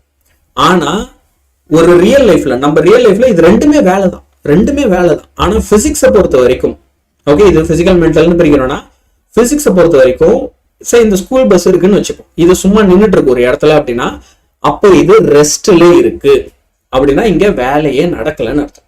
இங்க ஒர்க் டன் வந்து என்னது 0. ஒரு பொருள் நவரவே இல்லை, ஒரே இடத்துல தான் இருக்கு அப்படின்னா இட் இஸ் இன் ரெஸ்ட்னு அர்த்தம். சரியா? இதுவே ஒரு பொருள் நவுறுது, இஃப் இட் இஸ் மூவிங்னு வச்சுக்கோ, work is said to be done by the force when the force applied on a body displaces it. அது நவுறும் போது அங்க ஒர்க் டன் இருக்குன்னு அர்த்தம்.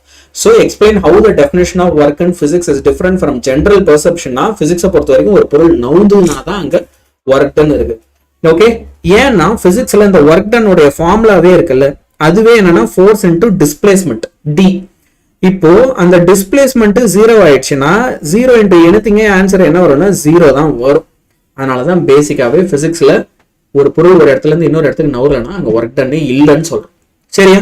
அடுத்த question, write the various types of potential energy, explain the formula. இப்போ நம்ம என்ன செய்ய போறோம், various types of potential energy and அதோடைய ஃபார்முலாஸை பார்க்க போறோம். எஸ், நிறைய பேர் வந்து பாத்தீங்கன்னா ரோலிங் ஃபிரிக்ஷன்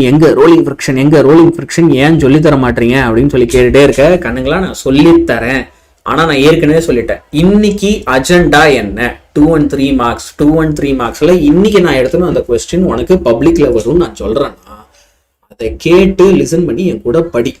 நீ கேட்கிற கொஸ்டின் நான் சொல்லித்தரேன், ஓகேவா? ஆனா முதல்ல நம்ம பேஷண்டா பொறுமையா இருக்கணும். இல்ல என்னால பொறுமையாலாம் இருக்க முடியாது சார், எனக்கு வேண்டியது நீங்க கொடுங்க, நீங்க சொல்றதெல்லாம் நான் கேட்க மாட்டேன் அப்படின்னா அப்ப இது உனக்கான செஷன் கிடையாது.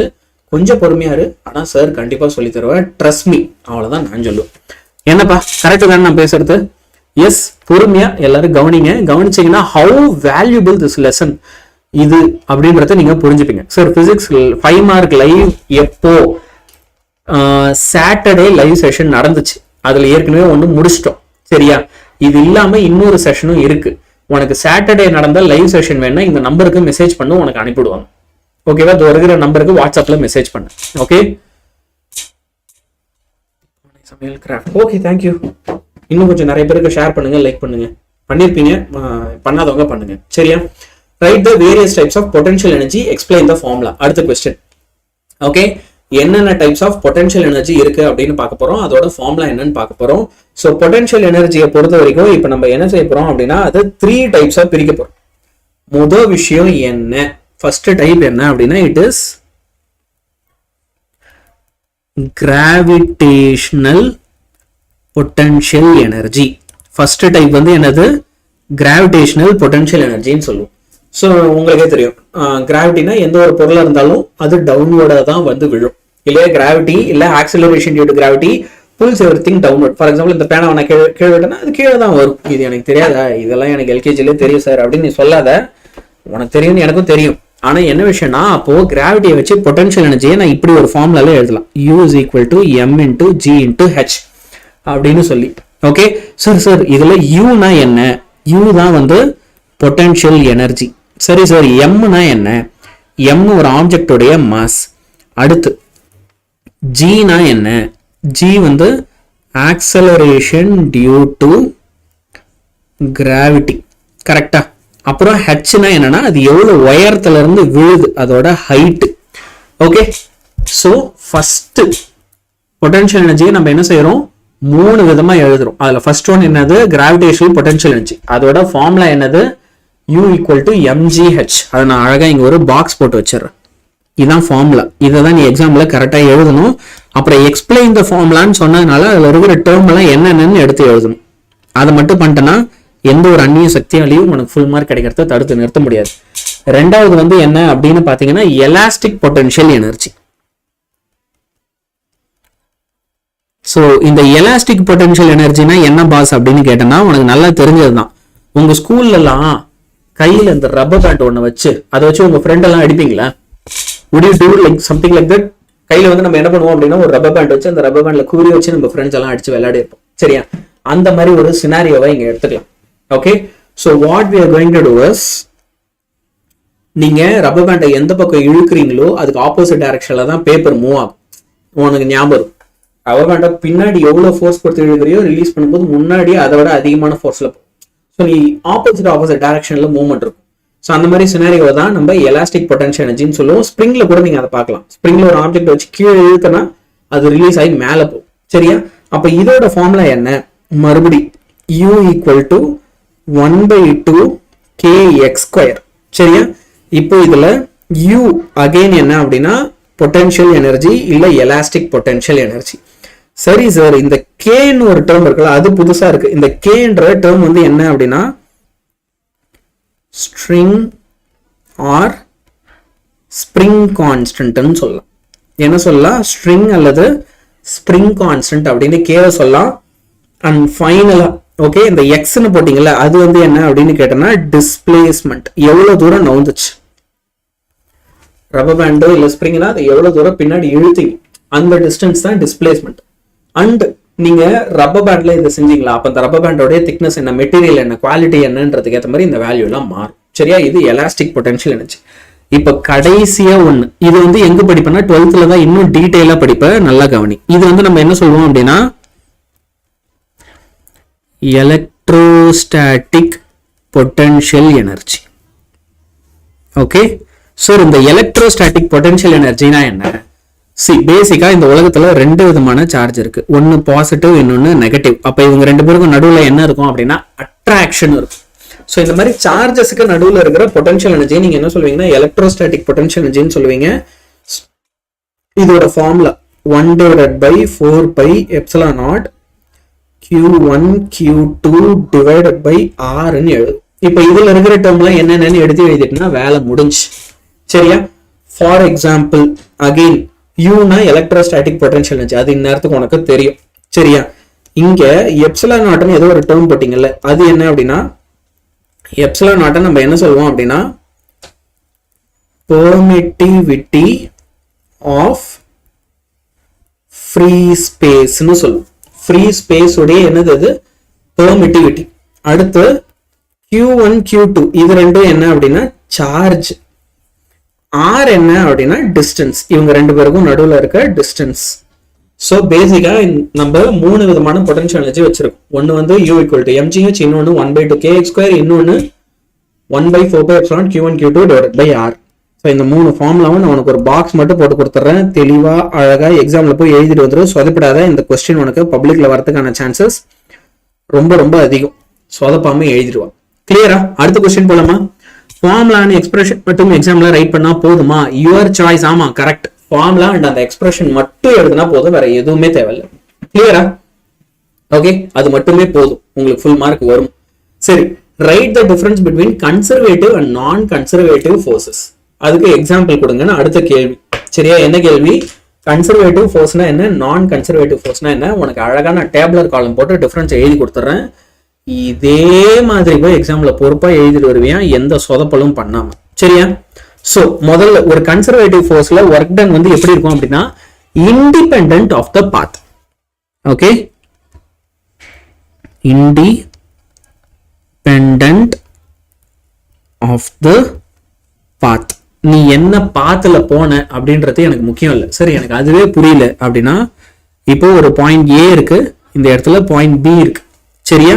இப்ப நான் ஏல இருந்து ஒரு பிக்கு ஒரு பொருளை எடுத்துட்டு போனோம்னா நான் இப்படி நேராவும் எடுத்துட்டு போகலாம், இல்ல நான் நினைச்சேன்னா இங்க போய் அங்க போய் அங்க வந்து இங்க வந்து இப்படியும் எடுத்துட்டு வரலாம். இப்போ ஒரு நார்மல் சினாரியோல நான் நேரா எடுத்துட்டு போனா அது ஈஸி, சுத்தி வலிச்சு எடுத்துட்டு போனா கஷ்டம். ஆனா இந்த கன்சர்வேட்டிவ் ஃபோர்ஸஸ் பொறுத்த வரைக்கும் அதெல்லாம் பிரச்சனை இல்லை. நீ ஏல இருந்து பிக்கு நேராவும் எடுத்துட்டு போ, இல்ல வலிச்சு வலிச்சு எப்படி வேணா எடுத்துட்டு போ. ஆனா ரெண்டு சினாரியோலையும் ஒர்க் டன் எப்படி இருக்கும் அப்படின்னா சேமா தான் இருக்கும். அதனாலதான் என்ன சொல்றாங்க அப்படின்னா it is independent of the path அப்படின்னு சொல்றாங்க. ஆனா இதுவே நான் கன்சர்வேட்டிவ் ஃபோர்ஸஸ்ல அப்படி கிடையாது. Work done is dependent of the path. Okay, இது பாத்தை டிபெண்ட் பண்ணி இருக்கும். எது? நான் கன்சர்வேட்டிவ்ல. சரி, இப்ப மறுபடியும் கன்சர்வேட்டிவ்க்கு வரும். Work done in round trip.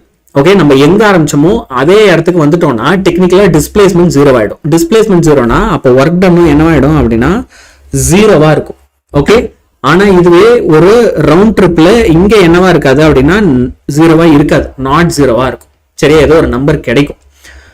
Next, the total energy எப்பயுமே இங்க எப்படி இருக்கும் அப்படின்னா கான்ஸ்டன்டா இருக்கும், மாறவே மாறாது. இங்க இந்த சிஸ்டம்ல டோட்டல் எனர்ஜி எப்படி இருக்கும்?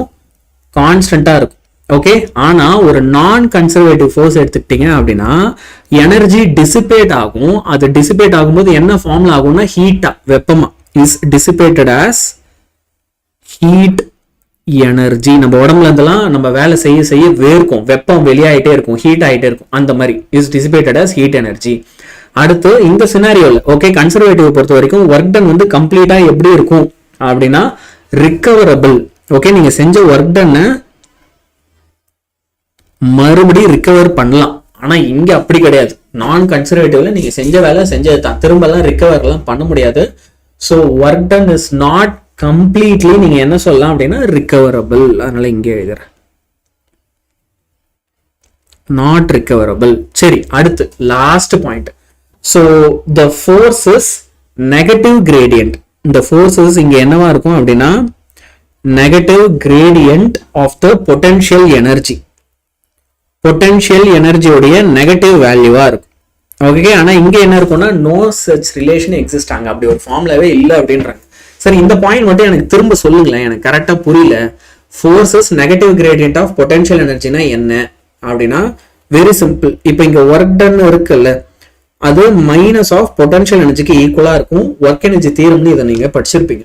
ஓகே, இதுல என்ன சொல்ல வராங்கன்னா நீ எந்த அளவுக்கு வேலை செய்யறியோ அந்த அளவுக்கு உன் எனர்ஜி என்ன கம்மியாயிட்டே இருக்கு.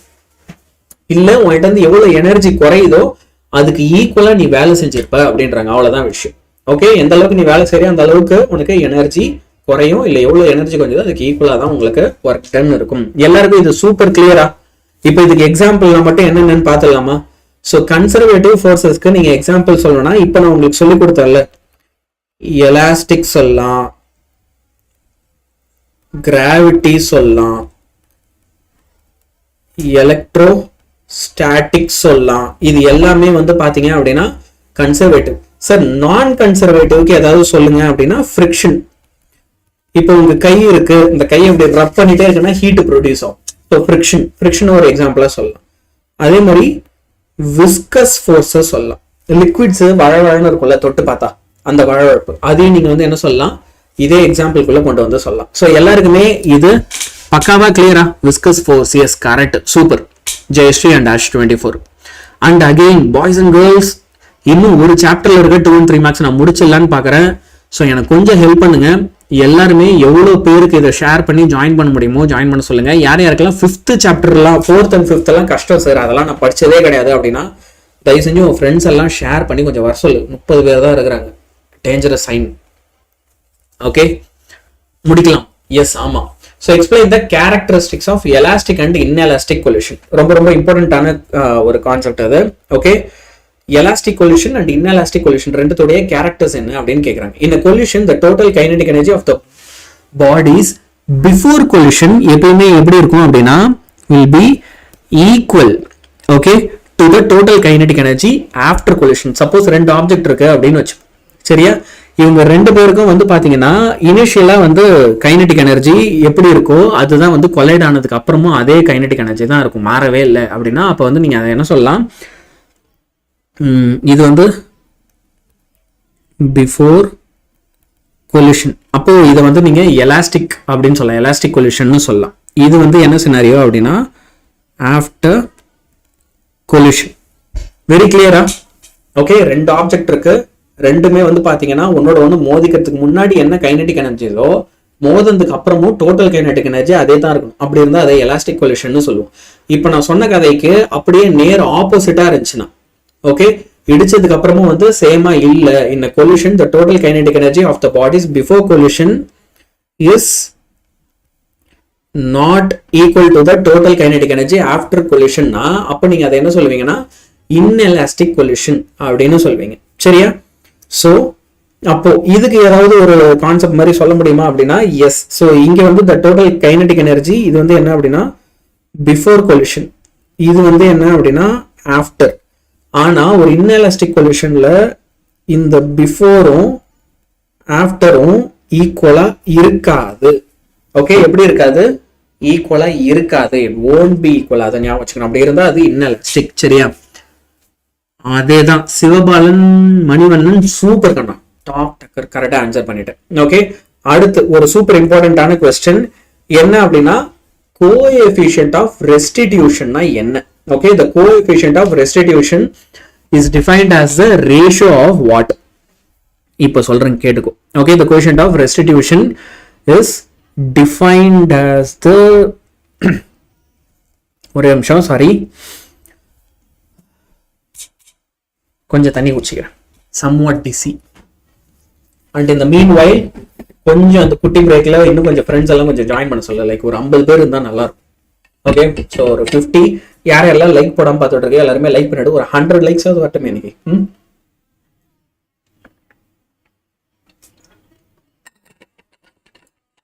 Ratio of velocity. எஸ் அண்ணா, குட்டி பானை சமையல் உங்களோட உண்மையான பேர் தான் என்ன, அதை போடுறேன் நான், அந்த பேரை வச்சு உனக்கு கூப்பிடுவேன். ஐ கான்ட் கால் யூ குட்டி பானை சமையல் always, right? So but what's your real name so that I can call you. ஏன்னா நல்லா ஆன்சர் பண்றீங்க எல்லா கொஸ்டினுக்கும். சரி, இப்போ கோஎஃபிஷியன்ட் ஆஃப் ரெஸ்டிடியூஷனை நம்ம வந்து எப்படி டிஃபைன் பண்ணலாம் அப்படின்னா it is the ratio of velocity. எதோட வெலாசிட்டி சார் அப்படின்னா வெலாசிட்டி ஆஃப் செப்பரேஷன். ரெண்டு பேருக்கு நடுவில் இருக்க கேப், ரெண்டு ஆப்ஜெக்ட்டுக்கு நடுவில் இருக்க கேப், அந்த கேப்புடைய வெலாசிட்டி. ஓகே, எப்போ? After collision to the velocity of approach before collision. Okay, இதுதான் வந்து நம்ம சிம்பிளா என்ன சொல்லுவோம்னா கோஎஃபிஷியன்ட் ஆஃப் ரெஸ்டிடியூஷன் சொல்லுவோம். பாஸ் எனக்கு சுத்தமா புரியல, திரும்ப ஒரு வாட்டி டக்குன்னு சொல்றீங்களா அப்படின்னா கண்டிப்பா சொல்றேன். ஓகே, ஃபெமினா உங்களுக்கும் சேர்த்தான், எல்லாரும் அழகா கேட்டுக்கோம். ரெண்டு ஆப்ஜெக்ட் கொலைட் ஆகல, இன்னும் கொலைட் ஆகிறதுக்கு முன்னாடி என்ன பண்ணணும்னா it will approach each other, கிட்ட வந்துட்டே இருக்கும்.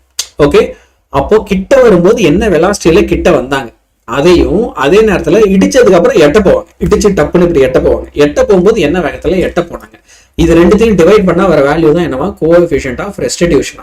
சோ அப்ப நீங்க பேசிக்கா ஃபார்முலா எழுதும்போது வெலாசிட்டி ஆஃப் செப்பரேஷனையும் அதே மாதிரி வெலாசிட்டி ஆஃப்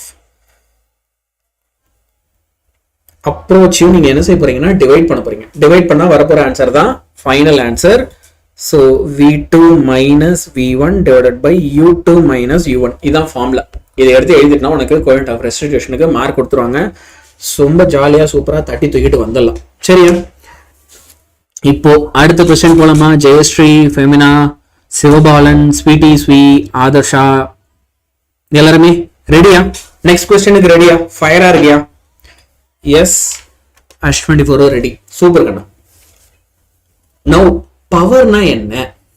ஓகே, எஸ், பவர்னா ரொம்ப ரொம்ப சிம்பிள் டெஃபினிஷன். இதை வந்து ரேட் ஆஃப் ஒர்க் டன் சொல்லுவோம். Defined as the rate of work ton.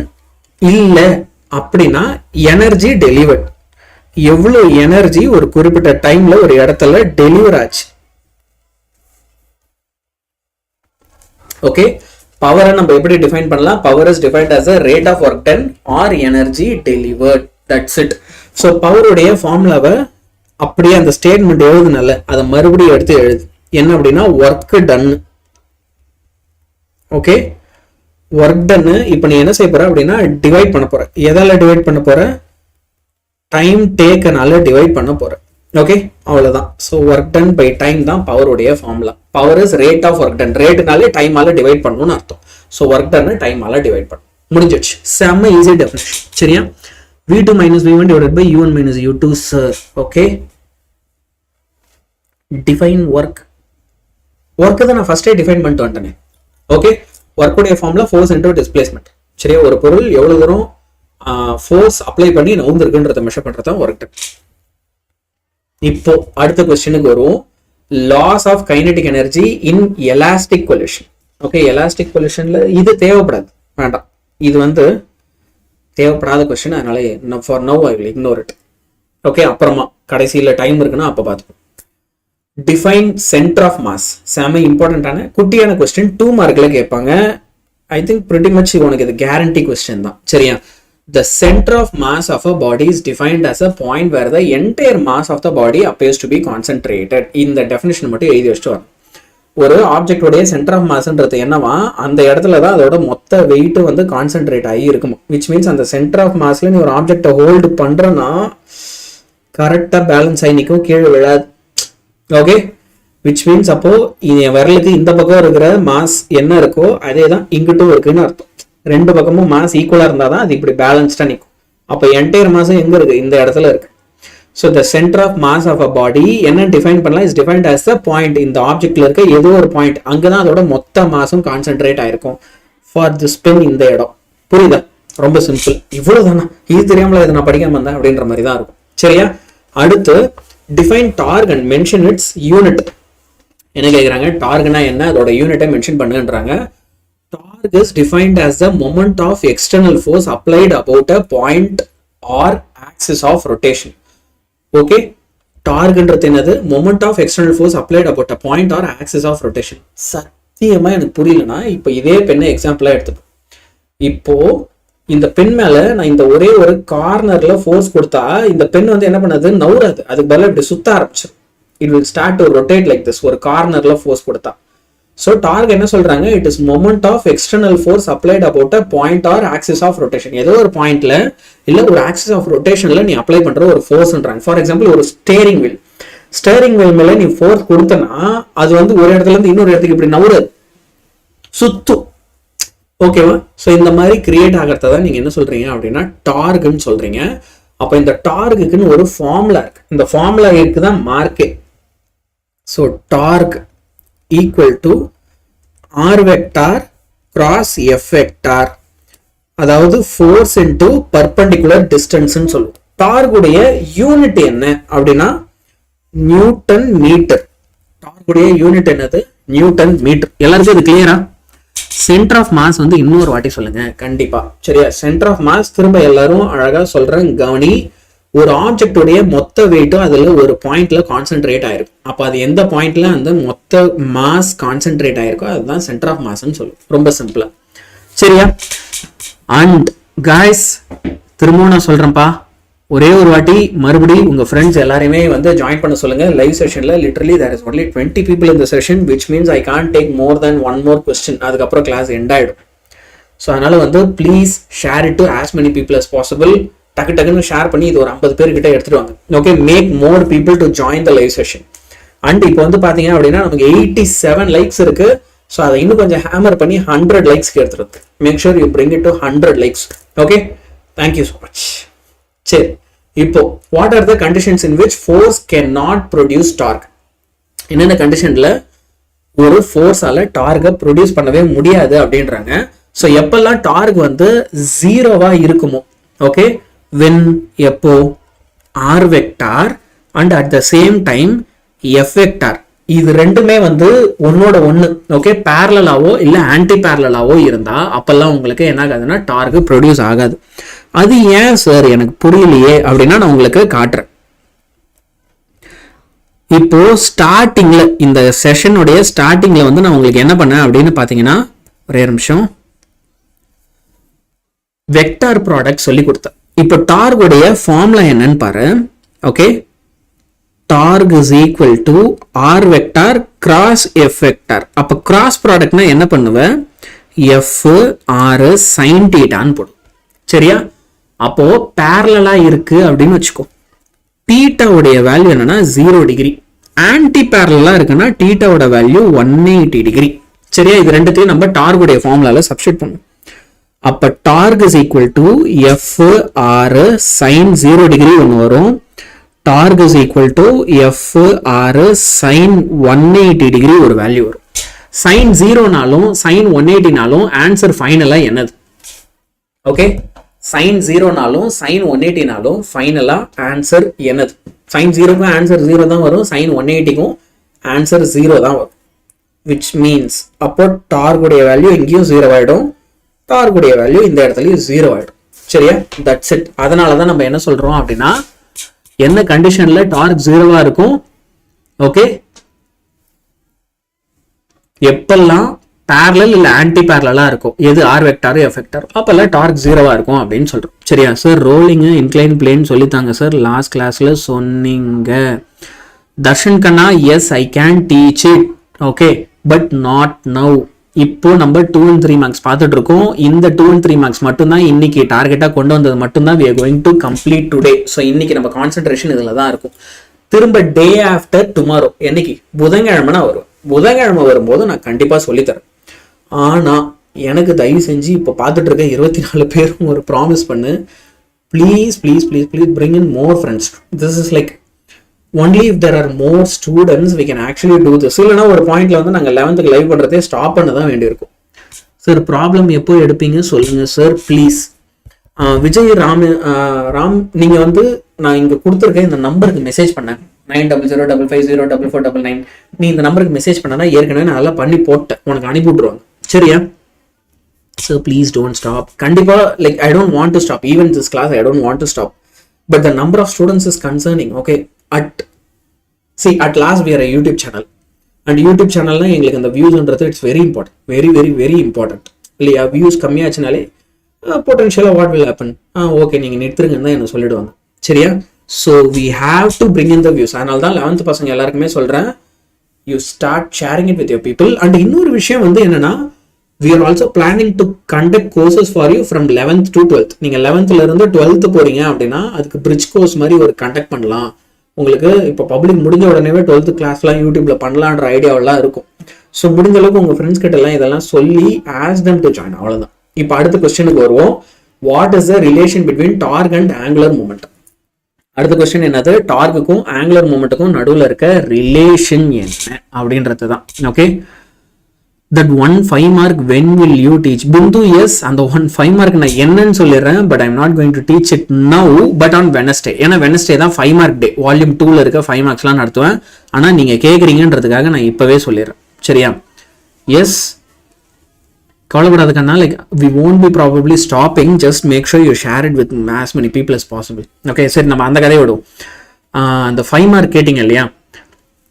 So 5 mark என்ன அப்படின்னா, circular disc, moment of inertia of a circular disc question இருக்கு. நான் லாஸ்ட் டைம் வந்தப்போ உங்களுக்கு என்ன பண்ணியிருப்பேன் அப்படின்னு பார்த்தீங்கன்னா, உங்களுக்கு வந்து சர்க்குலர் ரிங் சொல்லி கொடுத்துருப்பேன், அதே மாதிரி சர்க்குலர் ராடு சொல்லி கொடுத்துருப்பேன், சர்க்குலர் டிஸ்க் சொல்லியிருக்க மாட்டேன். ஸோ அதையும் படிச்சிருங்க. இதை நான் என்னைக்கு வந்து சொல்லி தர போறேன்னா வெனஸ்டே வந்து சொல்லி தருவேன், நீ கவலைப்படாது. சரியா? இப்போ we will come to this last question for today. Okay, நம்ம என்ன செய்ய போறோம், இன்னைக்கு கடைசி கொஸ்டினுக்கு வரப்போறோம். So yes, angular momentum of a rigid body என்னவா இருக்கும்? ஓகே, the angular momentum of a rigid body கான formula torque is equal to I into d omega divided by dt ன்னு எழுதும். சரியா? இப்போ இதுல ஒரு குட்டி விஷயம் என்ன அப்படின்னா, alpha is equal to d omega divided by dt க்கு ஈக்குவலா இருக்கும். பாஸ் இருங்க, எனக்கு ஒண்ணுமே புரியல, நீங்க மட்டும் ஃபார்முலா எழுதினே போறீங்க, முதல்ல கொஞ்சம் தெளிவா சொல்லுங்க அப்படின்னு யாராவது கோவப்பட்ட அப்படின்னா, ஓகே நல்லா கவனி. உங்களுக்கு நான் ஏற்கனவே ஒமேகானா என்னன்னு சொல்லிட்டேன். அது வந்து என்னன்னா ஆங்குலர் வெலாசிட்டி. அப்ப வெலாசிட்டியை டைமால டிவைட் பண்ணா d divided by dt உனக்கு என்ன கிடைக்கும்? ஆங்குலர் ஆக்சலரேஷன் கிடைக்கும். ஆங்குலர் ஆக்சலரேஷன் தான் இந்த கிளாஸோட ஸ்டார்டிங்ல நான் என்ன சொன்னேன், ஆல்பான்னு எழுதலாம்னு சொன்னேன். அதான் இங்க நான் செய்யறேன். d omega divided by dt நான் என்ன செய்யலாமா, ஆல்பான்னு எழுதலாம். ஓகே, ஸோ டார்க்குடைய ஃபார்முலாவை சிம்பிளா நான் என்னன்னு எழுதலாம் அப்படின்னா I into d omega by dt ன்னு எழுதலாம். இதே ஒரு ரிஜிட் பாடி எடுத்துக்கிட்டேன் அப்படின்னா அதுல டார்க்குடைய ஃபார்முலாவை ஓகே இப்படி எழுதலாம், d divided by dt into I omega. Okay, from which the formula I will be getting here is dl divided by dt. Sir, இப்போ இதுல I ஒமேகானா என்ன? அகைன் ஆங்குலர் மொமெண்டம் L உடைய ஃபார்முலா. ஓகே, இப்போ எனக்கு இந்த formula எல்லாம் புரியல. Centre of gravity, S, இந்த ஃபார்முலால யார் யாருக்கெல்லாம் கன்ஃபியூஷன் இருக்கோ கொஞ்சம் பேசிக்ஸ்ல இருந்து கூட நான் என்ன பண்றேன் உங்களுக்கு சொல்லித்தரேன். எனக்கு தெரிஞ்சு டார்கோடைய ஃபார்முலால யாரும் அவ்வளவு ஃபெமிலியரா இருக்க மாட்டேன். ஓகே, ஸோ அந்த angular momentum of rigid body உனக்கு ரொம்ப தெளிவா நான் சொல்லி தரணும் அப்படின்னா L is equal to I ஒமேகான்னு ஒரு ஃபார்முலா இருக்கு. இதை 1ன்னு எழுது. சரியா? So number of students increased. Yes yes பார்த்தேன் Darshan. Yes, angular momentum of rigid body நம்ம எப்படி எழுதுவோம் அப்படின்னா L is equal to I ஒமேகான்னு எழுதுவோம். இதே நேரத்தில் டார்க் ஆஃப் ரிஜிட் பாடி, ஒரு ரிஜிட் பாடியுடைய டார்கை நம்ம எப்படி எழுதலாம்? I into d omega divided by dt எழுதலாம். இப்போ இந்த இடத்துல okay, what I am going to do is I into d omega divided by dt இருக்கு இல்லையா, அது I am going to replace it as L. So simply the formula that I will be getting here is, அதை அடுத்த ஸ்டெப்ல போடுவோமா? இது மட்டும் ஒரு ஃபார்முலாவை எழுதிட்டு விட்டுட்டு கீழே வரேன்.